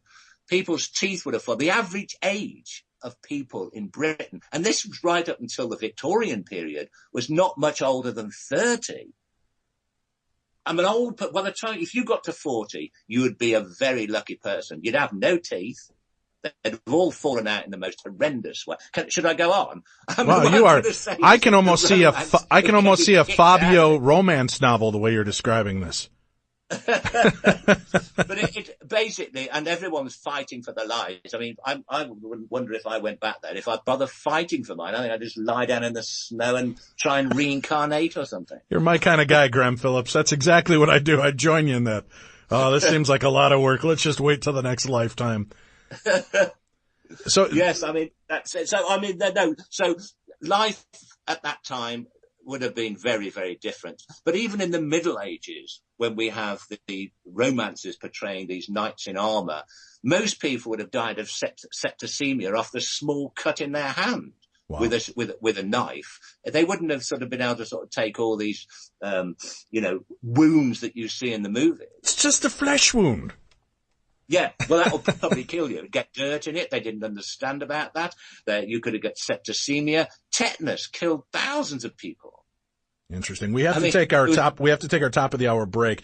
We'll continue with our guest, Graham Phillips, for the next hour. Did Camelot exist? Is there actually a tomb of King Arthur? And what about some of the other legends? What about Excalibur? What about the Knights of the Round Table and Merlin? We mentioned Merlin earlier. Did these characters exist in a historical context as well? If so, how did they fit into this story? And the Crusades looking for the Holy Grail, was there really a tie to the King Arthur story? And part of this, we'll talk about that and so much more as we go in search of the Lost Tomb of King Arthur, the search for Camelot, and the Isle of Avalon. Graham Phillips, our guest here on the best in paranormal talk radio. This is Darkness Radio. Night tonight. Graham Phillips, our guest this evening, as we talk about the King Arthur legend, the lore, and the reality of the story. Our guest, a former radio journalist and BBC broadcaster. He's a historical investigator with over 13 books, everything from the Templar and the Ark of the Covenant, Merlin and the Discovery of Avalon and the New World, The Chalice of Magdalene, and The End of Eden. Our guest lives in England. He's up very late, or as we might look at it, very early to be here with us this evening. So thank you again for joining us, Graham. My absolute pleasure. Let's talk about some of the other legends. First of all, Camelot. Is this something that was part of the romanticized story, or was there a connection to the legendary land of Camelot actually connected to the Arthurian legends? In the Arthurian legends, Arthur is said to have ruled from this magnificent city called Camelot, the capital of all England, all Britain. Now, one would say, if you're trying to look for a King Arthur behind the legend, which is what I set out to do originally about 25 years ago, I mean, the research I've done has been done on and off over a period of 25 years.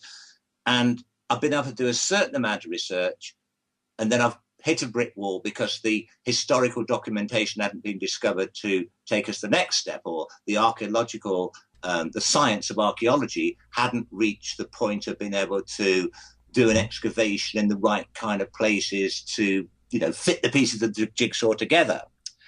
But the simple thing you would think to do if you're trying to look for an historical Arthur is, well, he ruled from Camelot, go and have a look at Camelot and find out what's there. The problem is there is no place in Britain today still called Camelot. In fact, there is no historical records that there ever was a place called that. In fact, the name Camelot was the invention of a 12th century French poet called Chrétien de Troyes, who had to think of a word to rhyme with Lancelot. I think it's like the Monty Python people saying Spamalot, or right. She makes me push the Pramalot. That's how the word Camelot came into being. As far as we can tell, there is certainly no reference to Arthur's place being called that before. However, so a little poetic free license in creating the town or the village that he would be in charge of. Yes, but he was in charge, apparently, of a magnificent city, the greatest in all Britain, because the earlier stories that I mentioned to you that are not so romanticized as those in the Middle Ages, the ones written during the Dark Ages, refer to Arthur as ruler of holding court in a magnificent city. The interesting thing is, none of them tell us the name of this city or where it is. It would appear that by the time these stories were written, a few hundred years after Arthur is said to have lived, the name of the place where he ruled from had been forgotten. So I was left with having to discover if Arthur really did live around 500 AD and really did rule from the most important city, where was this city? Where do we know that this city was from an archaeological perspective? Well, when the Anglo-Saxons were invading Britain in the 400s, there were four main British cities, the biggest cities in the country. They were old Roman cities that were still being inhabited by the native Britons. There was London, Lincoln, York, and Viraconium.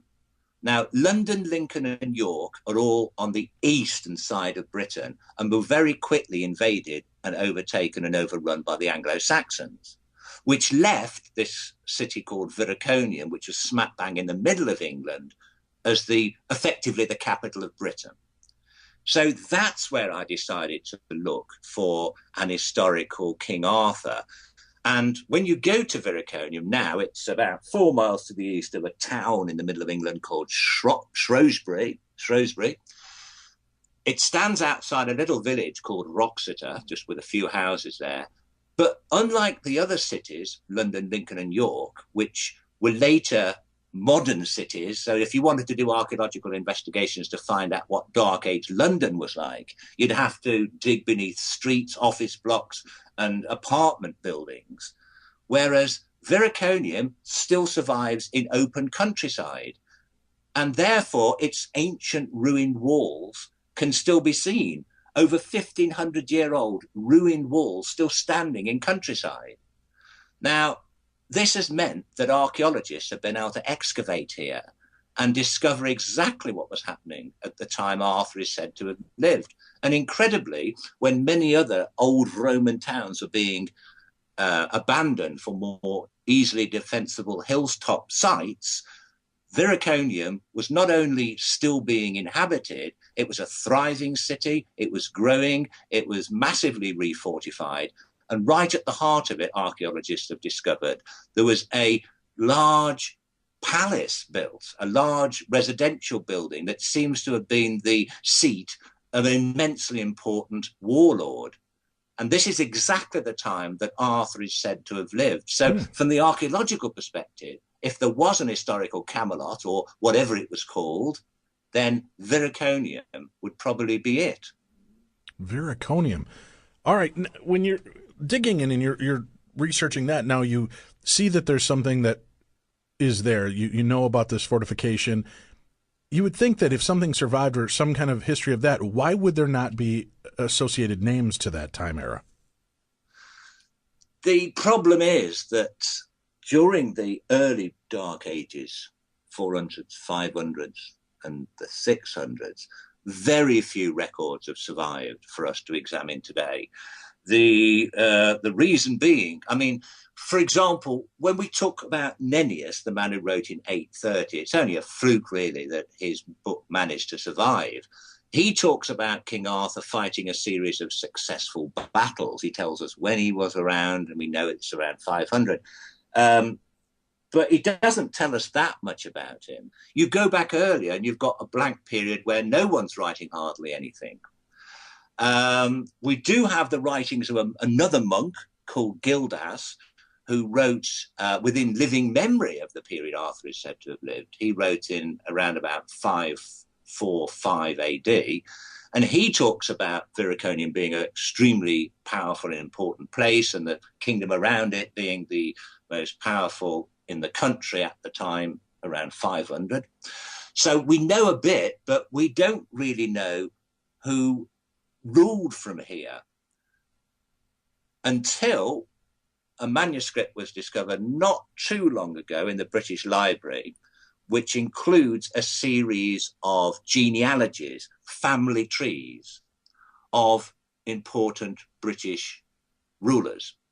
And it does tell us, incredibly, it does tell us who ruled from Viriconium at the time Arthur is said to have lived. In other words, whoever it was that archaeologists have discovered had built this impressive palace, this residence, had refortified and made Viriconium and made it such a prosperous place. We know his name. Now, when I first saw this, I was devastated because its name wasn't Arthur, it was Owen Llan Gwyn. The man's name was Owen, not Arthur. So at first I thought, oh, gosh, that's it. It's, there isn't an Arthur. But then I thought, well, okay, I found the man who probably united the Britons. So he's ruling from the most impressive place in the country. He's probably the man who united the Britons to kick the Saxons out. No one had done that before. So I kind of thought, well, that's all right. But it was when I was looking at this monk Gildas' writing, this is the one who wrote within living memory of this man Owen Llan Gwyn's time, that he refers to Owen Llan Gwyn, but he also refers to him by his battle name. Now, the Celtic people of Britain at this time, warriors, would be given or adopt the name of a real or mythical animal to some way represent their prowess, like the fox if they were cunning, the eagle if they could see ahead. This man, Owen Llan Gwyn, was called the Bear. Now, Gildas the monk wrote in Latin and calls him Ursus.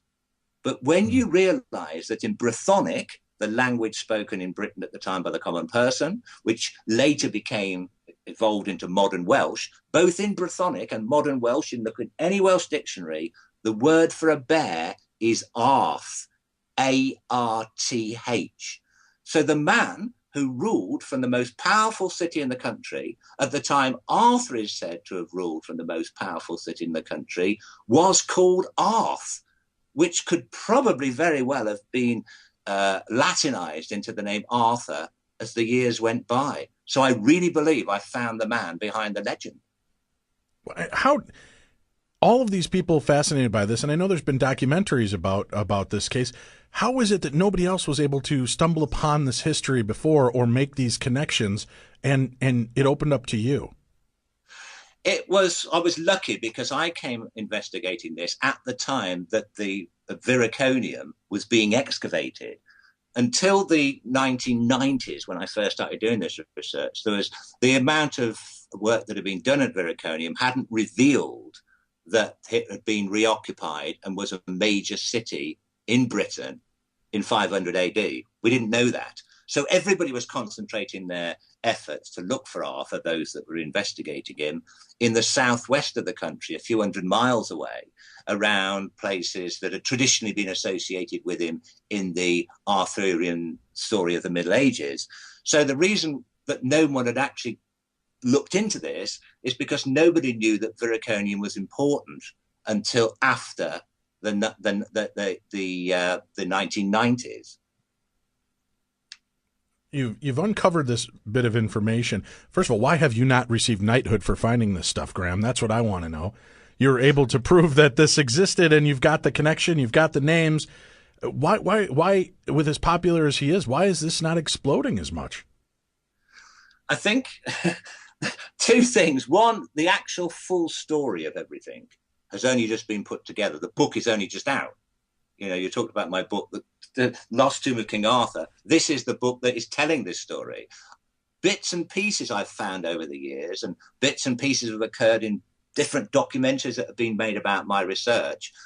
But no one really had a kind of overall picture as what I was finding out. So they'd say, well, this man thinks Camelot's here. Oh, that's interesting. And I'll give it a bit of explanation about that. And this man thinks that the Arthurian story is based on a real figure. They'll do a bit about that. It's never really been put together until now.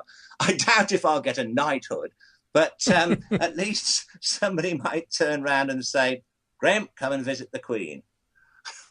That would not be a bad deal either, I guess. You're doing all this research. You're finding these bits of information. We've already talked about the fact that Camelot was just made up as more poetic license. What about some of the other famous bits of his history? You brought up Merlin earlier, and always one of the more fascinating characters because, again, who doesn't like a good wizard or magician? Talk to me about Merlin and the history and case for him. Well, Merlin was somebody originally I thought was one of the most unlikely people to have been involved in the real story. I thought he was a medieval invention. But what is fascinating is in the stories about Merlin that were written from the 1100s onwards, Merlin is his title, just like, remember I said that the Celtic people used animal names to represent important people, right, particularly warriors. Merlin means an eagle. There's still a small eagle called a Merlin today. And it tells us that his real name was Ambrosius. Now, I spoke about the monk Nennius, who was the first person to give a complete description of Arthur and his battles in 830 AD.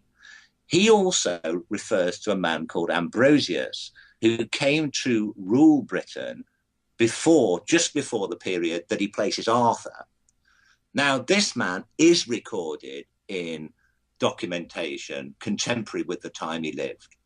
And he was a man called Ambrosius Aurelius. He was of Roman descent. In fact, his great-great-great-grandfather was an emperor. If you've seen the film Gladiator, at the beginning, there's the good emperor who's played by Richard Harris. And that is the historical figure of Ambrosius Aurelius. And then so many generations later, you've got the Aurelius family settling in Britain. When the Romans left, after a few decades, it seems that one of them that stayed here, Ambrosius Aurelius, ends up commanding the British forces, whatever they were, in their fight against the Anglo-Saxons just before Arthur's time. Now, we don't know what happened to him, but for some reason he had to retire from active service. In other words, he's no longer a soldier, no longer a general. And he seems to become advisors to the British kings that followed, which is how it seems he became the Merlin in the Arthurian story as an advisor to Arthur. Now, whether he was able to do all these magical things or not is another question. But we are told that this Ambrosius spent the last years of his life as a bard. Now, a bard today, one tends to think of Shakespeare as the bard. It's a poet. But bards in the Dark Ages were attributed with prophetic powers and mysticism and so forth. The reason being that they were taught in a form of rhyming, which could become hypnotic. They were basically taught the techniques that today we would call hypnotism. They also knew and were taught by schools of bardic poetry and mysticism. They were taught about the herbal properties of plants. They actually knew what to give somebody if you wanted to get them to see visions. So they were kind of shaman as well as poets. So it's possible that the story of the shaman advisor to Arthur, Ambrosius, whose title was Merlin, who was perhaps able to hypnotize his audience or give them some hallucinogenic substance to make them see, well, perhaps the counts of Arthur's subjects seeing dragons and witches may not have been totally made up. It may have been down to hypnosis and, well, drug abuse by Merlin. So, but he does, whatever he really did, this character that seems to have developed into Merlin in the Middle Ages really did exist. And he was a contemporary of Arthur.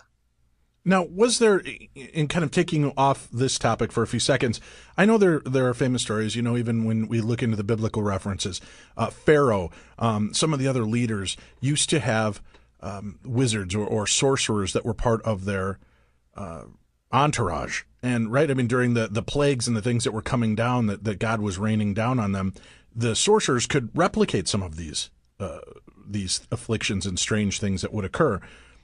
And they were also kind of advisors and these people that were part of it. Do you think that part of that bled into the story of turning him into this grand wizard as well? Yes. I mean, I think what you have to realize is in modern culture, we read in ancient texts about what God or gods have told us to do.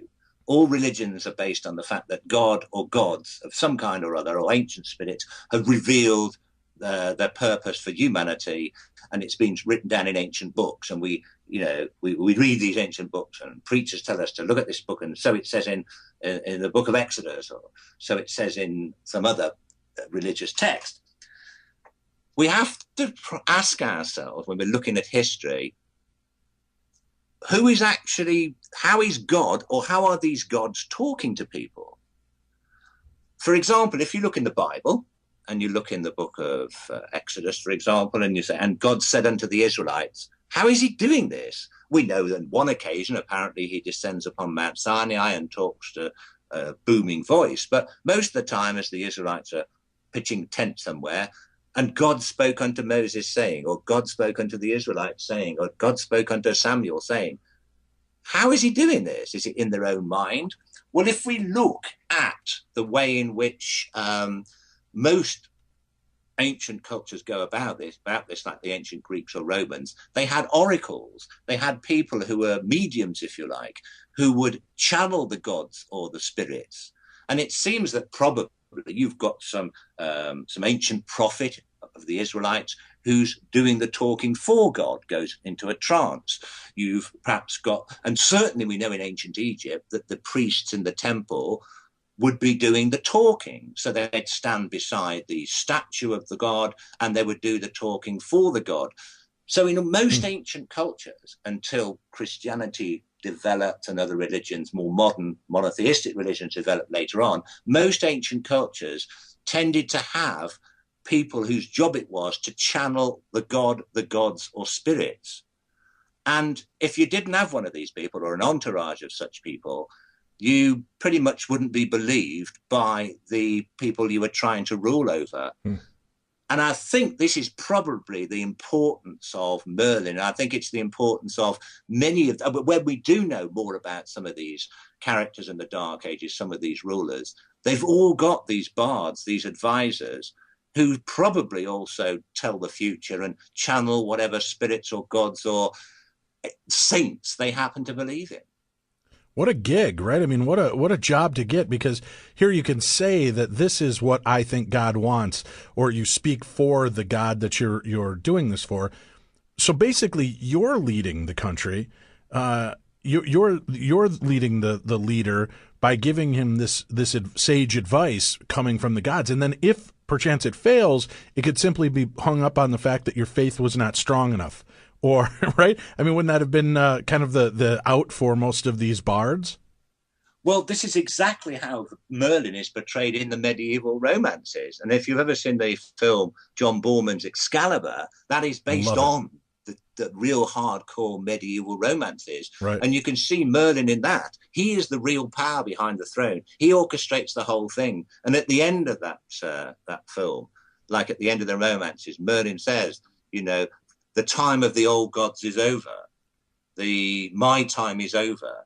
We're moving into a new era. No one will listen to people like me anymore. And he kind of fizzles away into the sort of the depths of time, so to speak. So yeah, it would have been a good job until later, much stricter forms of Christianity came along, and you ended up being burnt at the stake. Right, for doing what had been okay even 50 to 100 years ago, right? Precisely. A strange changeover. We've got about 4 minutes left in this segment. I'm just curious. Finding out again. One of the more fascinating deals was this brotherhood that Arthur had that surrounded him. We know them as the Knights of the Round Table, and you've got Lancelot as kind of his right hand man, and also tempted by Guinevere. And you've got these stories. What can you tell us about the Knights of the Round Table? Did they exist? Was this more like a council? How did this break down in real history? Well, we know that the Celtic warriors, when they met to plan a campaign, would sit in a circle around a cauldron and drink what was in the cauldron, or feast what was in the cauldron collectively. And they sat in this circle so that no particular leader would be seen to be sitting at a more prestigious place than the others. So the story of the Round Table possibly came from this tradition. And some of the figures that are known as knights, not necessarily Sir Lancelot, but knights such as Sir Kay and Sir Percival, they are all seemingly based on figures that are associated with King Arthur, the chieftain, as warriors who surround him in the very earliest tales of King Arthur that haven't been romanticized. So there could have been something like a warriorship of the round circle of sitting people around a cauldron rather than Knights of the Round Table. Yeah, that doesn't wax as poetic. The Knights of the Round Cauldron.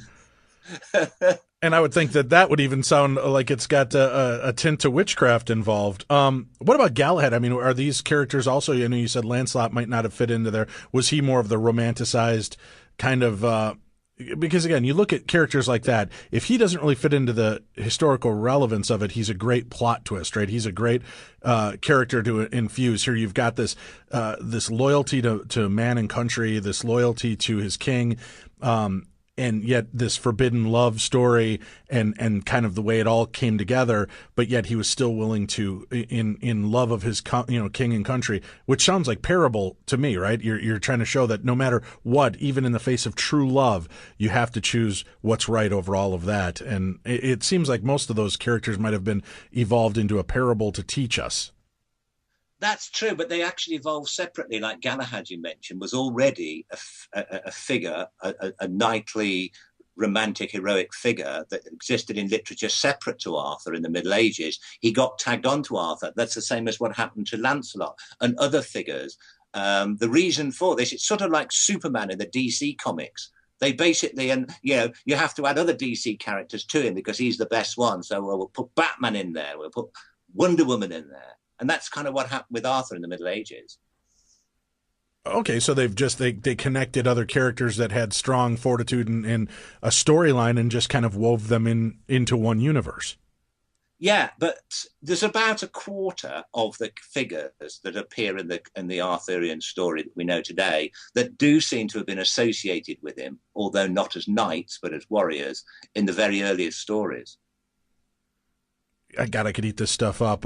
Fascinating guest. Graham Phillips, our guest this evening. The Lost Tomb of King Arthur, The Search for Camelot, and the Isle of Avalon. When we return, we'll talk about another legend that followed the story of Arthur. Of course, that of the sword Excalibur, drawing it from the sword. Only the worthy would be able to carry that sword, much like Thor's hammer, it seems like. How about the quest and the crusades for the Holy Grail? Did these exist, and how did they get tied to the story of King Arthur? We'll talk about that and so much more. Stay tuned. We've got more coming your way here on Darkness Radio. Their findings and research there are nights, and our listeners can attest to it, where I should, by all true accounts, I should be a dentist with the amount of teeth pulling I've done on the show in 11 years. And you are just great. I love the fact that you have so much to share, and you have so much energy to bring to this title. So thank you for doing that. It's a refreshing change from some of the authors we bump into over the years doing this type of show. I want to dig into the legend of Excalibur again. Another fascinating story, And I just want you to be prepared. You probably will break my heart if there's not a woman that hangs out in a lake and gives swords to people on occasion. But if there's a truth to it, let me know what that is, would you? There is one. Woo! Kind of, okay. Sort of.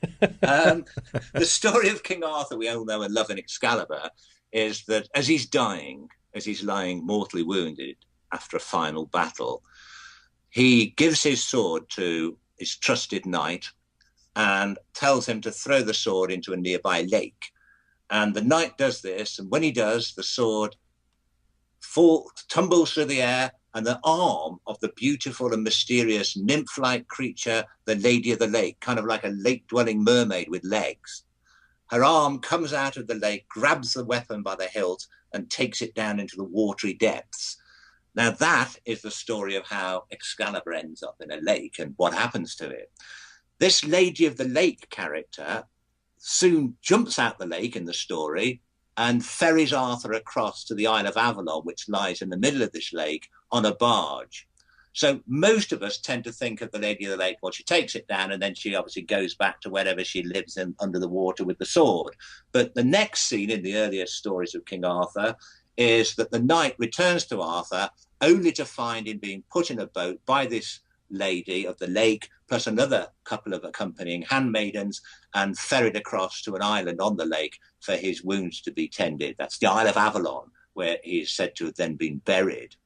Now, okay, that's when I first investigated the Arthur story, I thought this whole lot is far too out there to be based on any kind of historical fact. But no, it turns out that it could really have been associated with the original historical Arthur, because from Roman writers we know that the Celtic people of Britain, during the funeral of an important warrior, would take the sword of the warrior and throw it into a sacred pool or lake as an offering to a water goddess called Viviana. Now, could this have been where the kind of original story came from? People remembered that the historical Arthur's sword was thrown as an offering to a water goddess, Viviana. Well, when you realize that the name of the Lady of the Lake in the medieval romances is Viviana, Vivian, the Lady of the Lake, I am convinced that the story of the sword being thrown to the Lady of the Lake comes about because of this tradition that the Celts did of throwing swords to spirits to grant them safe passage to the underworld. But it's not only from Roman writers we know this. Archaeologists have found such items. They're called votive offerings. And there's many places in Britain where there have been lakes with islands in them in the olden days, but they've, in more recent years, dried up. They've been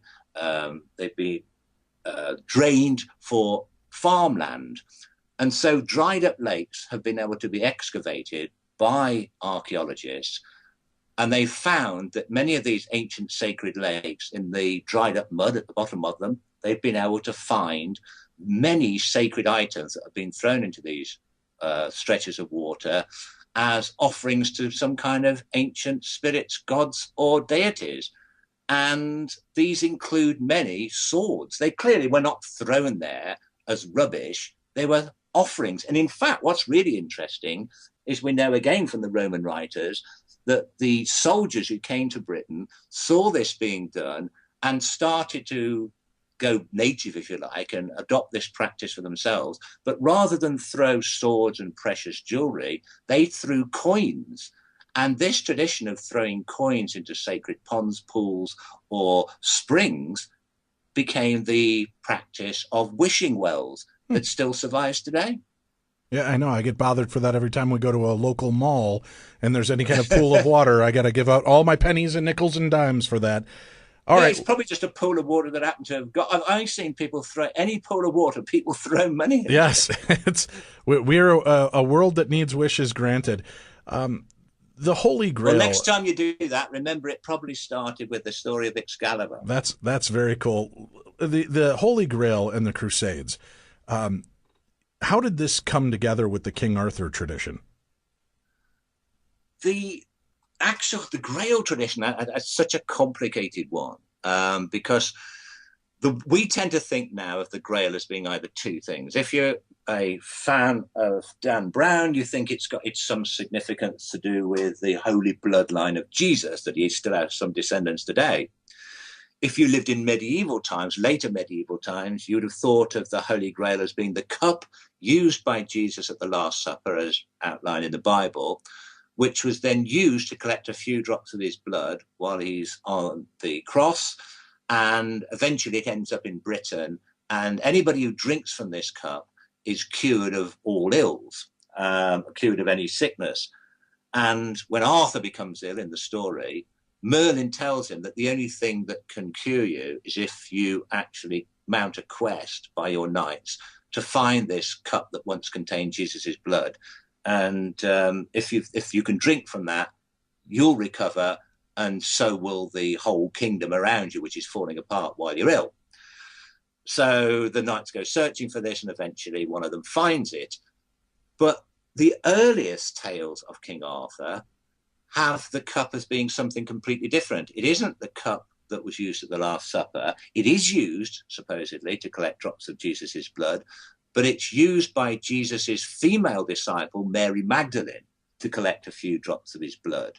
And it's a small scent jar that she's said to have had, called the alabaster jar, where she goes to the tomb to discover Jesus has risen from the tomb. Then he appears to her and shows her the wounds in his hands, and the blood that drips from it, she collects in this small perfume jar. And the reason she's got a perfume jar is that the Bible tells us that she's gone to the tomb to anoint Jesus's body with precious oils.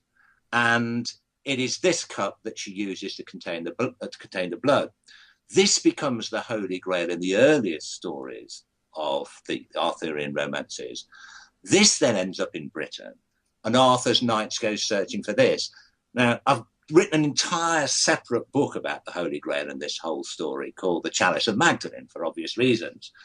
And it does seem to have been associated with the historical Arthur, for the reason that when Rome was sacked by the barbarians in 410 AD, the Roman soldiers that were in Britain were withdrawn to continental Europe.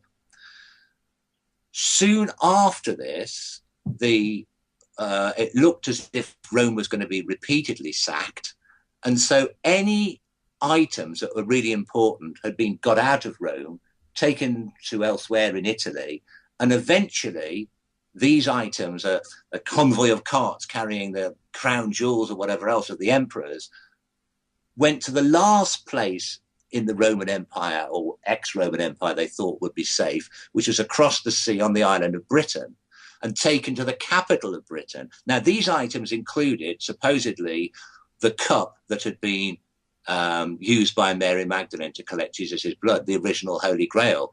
Now, that is the story, but what's really interesting is the capital of Britain at the very time that the cup is supposed to have been brought here was Viraconium, where we know Arthur is eventually associated with.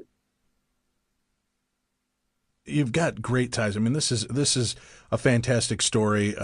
Great to see that the legend comes together, makes sense, and fulfills kind of this promise that we've always been given with the fantasy. When we come back, I want to talk about the death of King Arthur. If someone this great, somebody this legendary, who was known to unite forces that were at one time battling each other to fight a more common good, the enemy of my enemy is my friend kind of feel, why is he not more celebrated? Why do we not see the tomb of King Arthur, and why was he so easily forgotten to time? We'll talk about that with our guest Graham Phillips when we return to Darkness Radio. people looked up to, that was able to unify different warring factions to fight against one common enemy. Why is there not more of a memorial to King Arthur, to King Owen?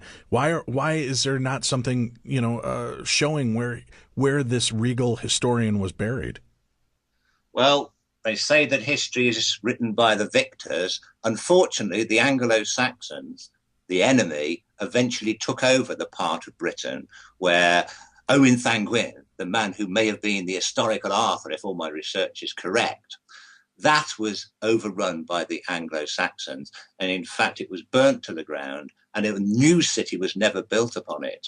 And that is why it survives as ruins today in the countryside. In fact, you can go and visit these ruins. They're open to the public now. And there's a small museum on the site where you can go and see some of the finds that have been unearthed there.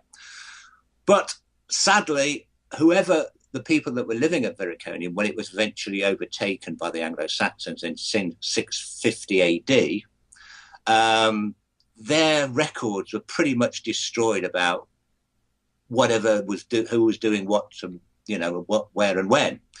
And so is also many of their monuments were destroyed by the Anglo-Saxons, including monuments to great kings. Right, and I don't think a lot of people realize that a lot of these strange glyphs that appear on pyramids in Egypt that people mistake as UFOs or sky gods, things like that. Sometimes it's glyphs that were there. Then, as a new leadership took over, they would retool and change parts of the story. And sometimes, as time and passing would go, and the winds and the sands would blow, it would create these marriage of images. And I'm a numismatist, a coin nerd myself, and it's fascinating to see how many coins were destroyed because the king or the ruler of the time would punch usually a god or Hercules or a creature that they felt represented them, and then as soon as their rule was over, those coins were collected, melted down, and then new history was remarked on those coins, and statues, paintings, stories, manuscripts, anything that they could find to lay or bear witness to the past was destroyed, because in the eyes of the leader, this is where history begins, and they would move forward. So I don't know if a lot of our listeners realize that it's amazing, as you said, that any of this exists at this point because of how destructive mankind really is when it comes to rewriting history. Well, this is exactly what happened in Vericonium around central England. Exactly. But luckily, in this case, one lady who was a princess in 650 AD when the Saxons were sacking Vericonium.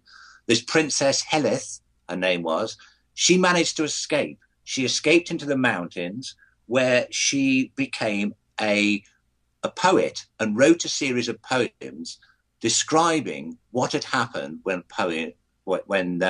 these poems, what happened when Vericonium and the surrounding area were invaded.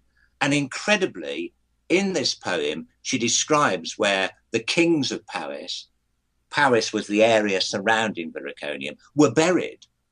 She actually calls their burial site the churches of Bassa.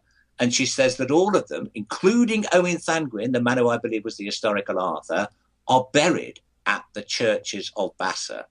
And I thought, wow, I mean, this poem still survives. 1400 years old almost, and it still survives at Oxford University's Bodleian Library. It's there for anyone to see if you can read Brythonic, but copies have been made in English. Now, it tells us the churches of Bassa is where Owen was buried.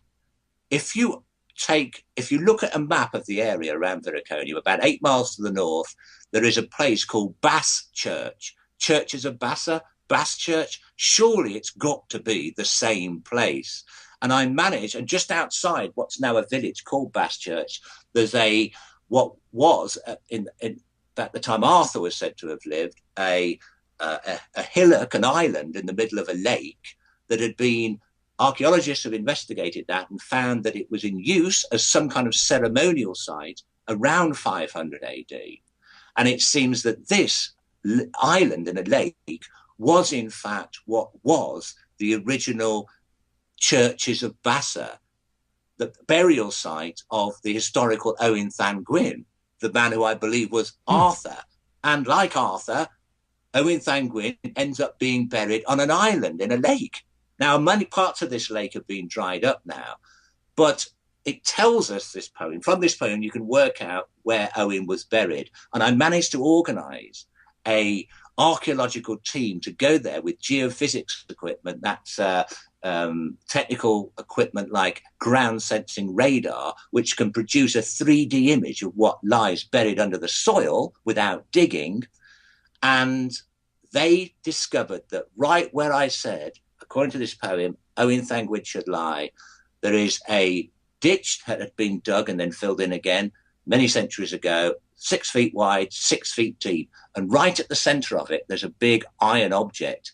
And the archaeologists, professional archaeologists, believe that this is a skeleton of a man buried on his side, and the metal object is a shield. And this is exactly how warriors were buried 1,500 years ago. So I think that I have found King Arthur's tomb. All I need to do now is get permission to dig him up.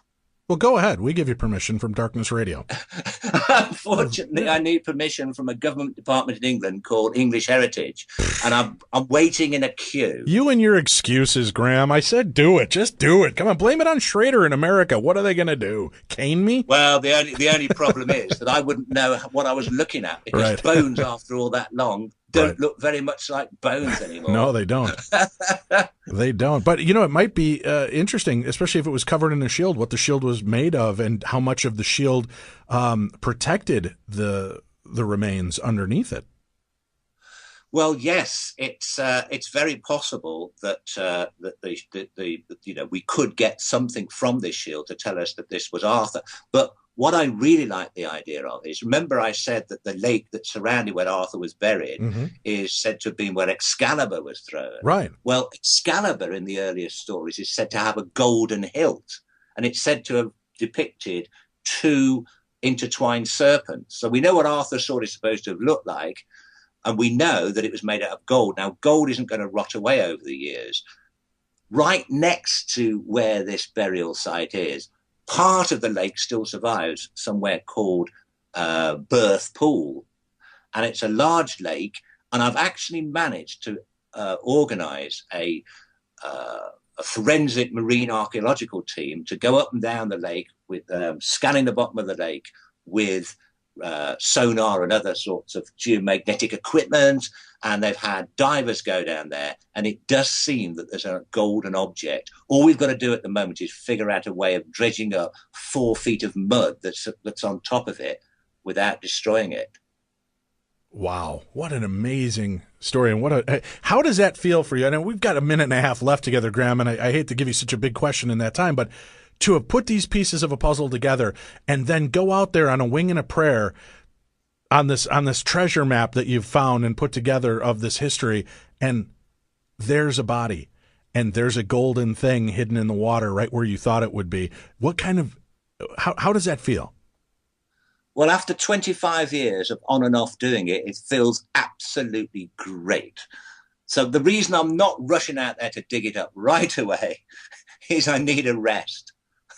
I understand, but time is of the essence, my friend. We only today is promised to us, and that's not always the truth either. I hope you get the answers you're seeking, I can't wait to see what you find when you dig up the gravesite, and I hope that you'll return to the show and visit with us when that excavation takes place and when you hit the water and find the true Excalibur.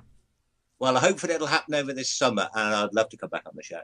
Great. Just shoot me an email. I'll join you. If I have to go walk around in the muddy water with my bare feet digging around for a sword, I'll help out. Great stuff. You'll be most welcome. Graham Phillips, you are a fascinating guest, and you're going to join me on Coast to Coast, I think, on the 8th of May. So I'm looking forward to speaking with you as we're joined by you for a few hours regarding King Arthur and a lot of the legends and other parts of the story that we didn't cover tonight. And we'll be looking at, with another guest, the Atlantis mystery and history. We'll be doing that on Coast to Coast AM. For our listeners, go find it, coasttocoastam.com. Find out where the stations are in your city, state, and country to listen to the show. It's been a pleasure, Graham. Thank you so much. And we'll join you all back here Monday night with Parashare and Supernatural News right here on Darkness Radio.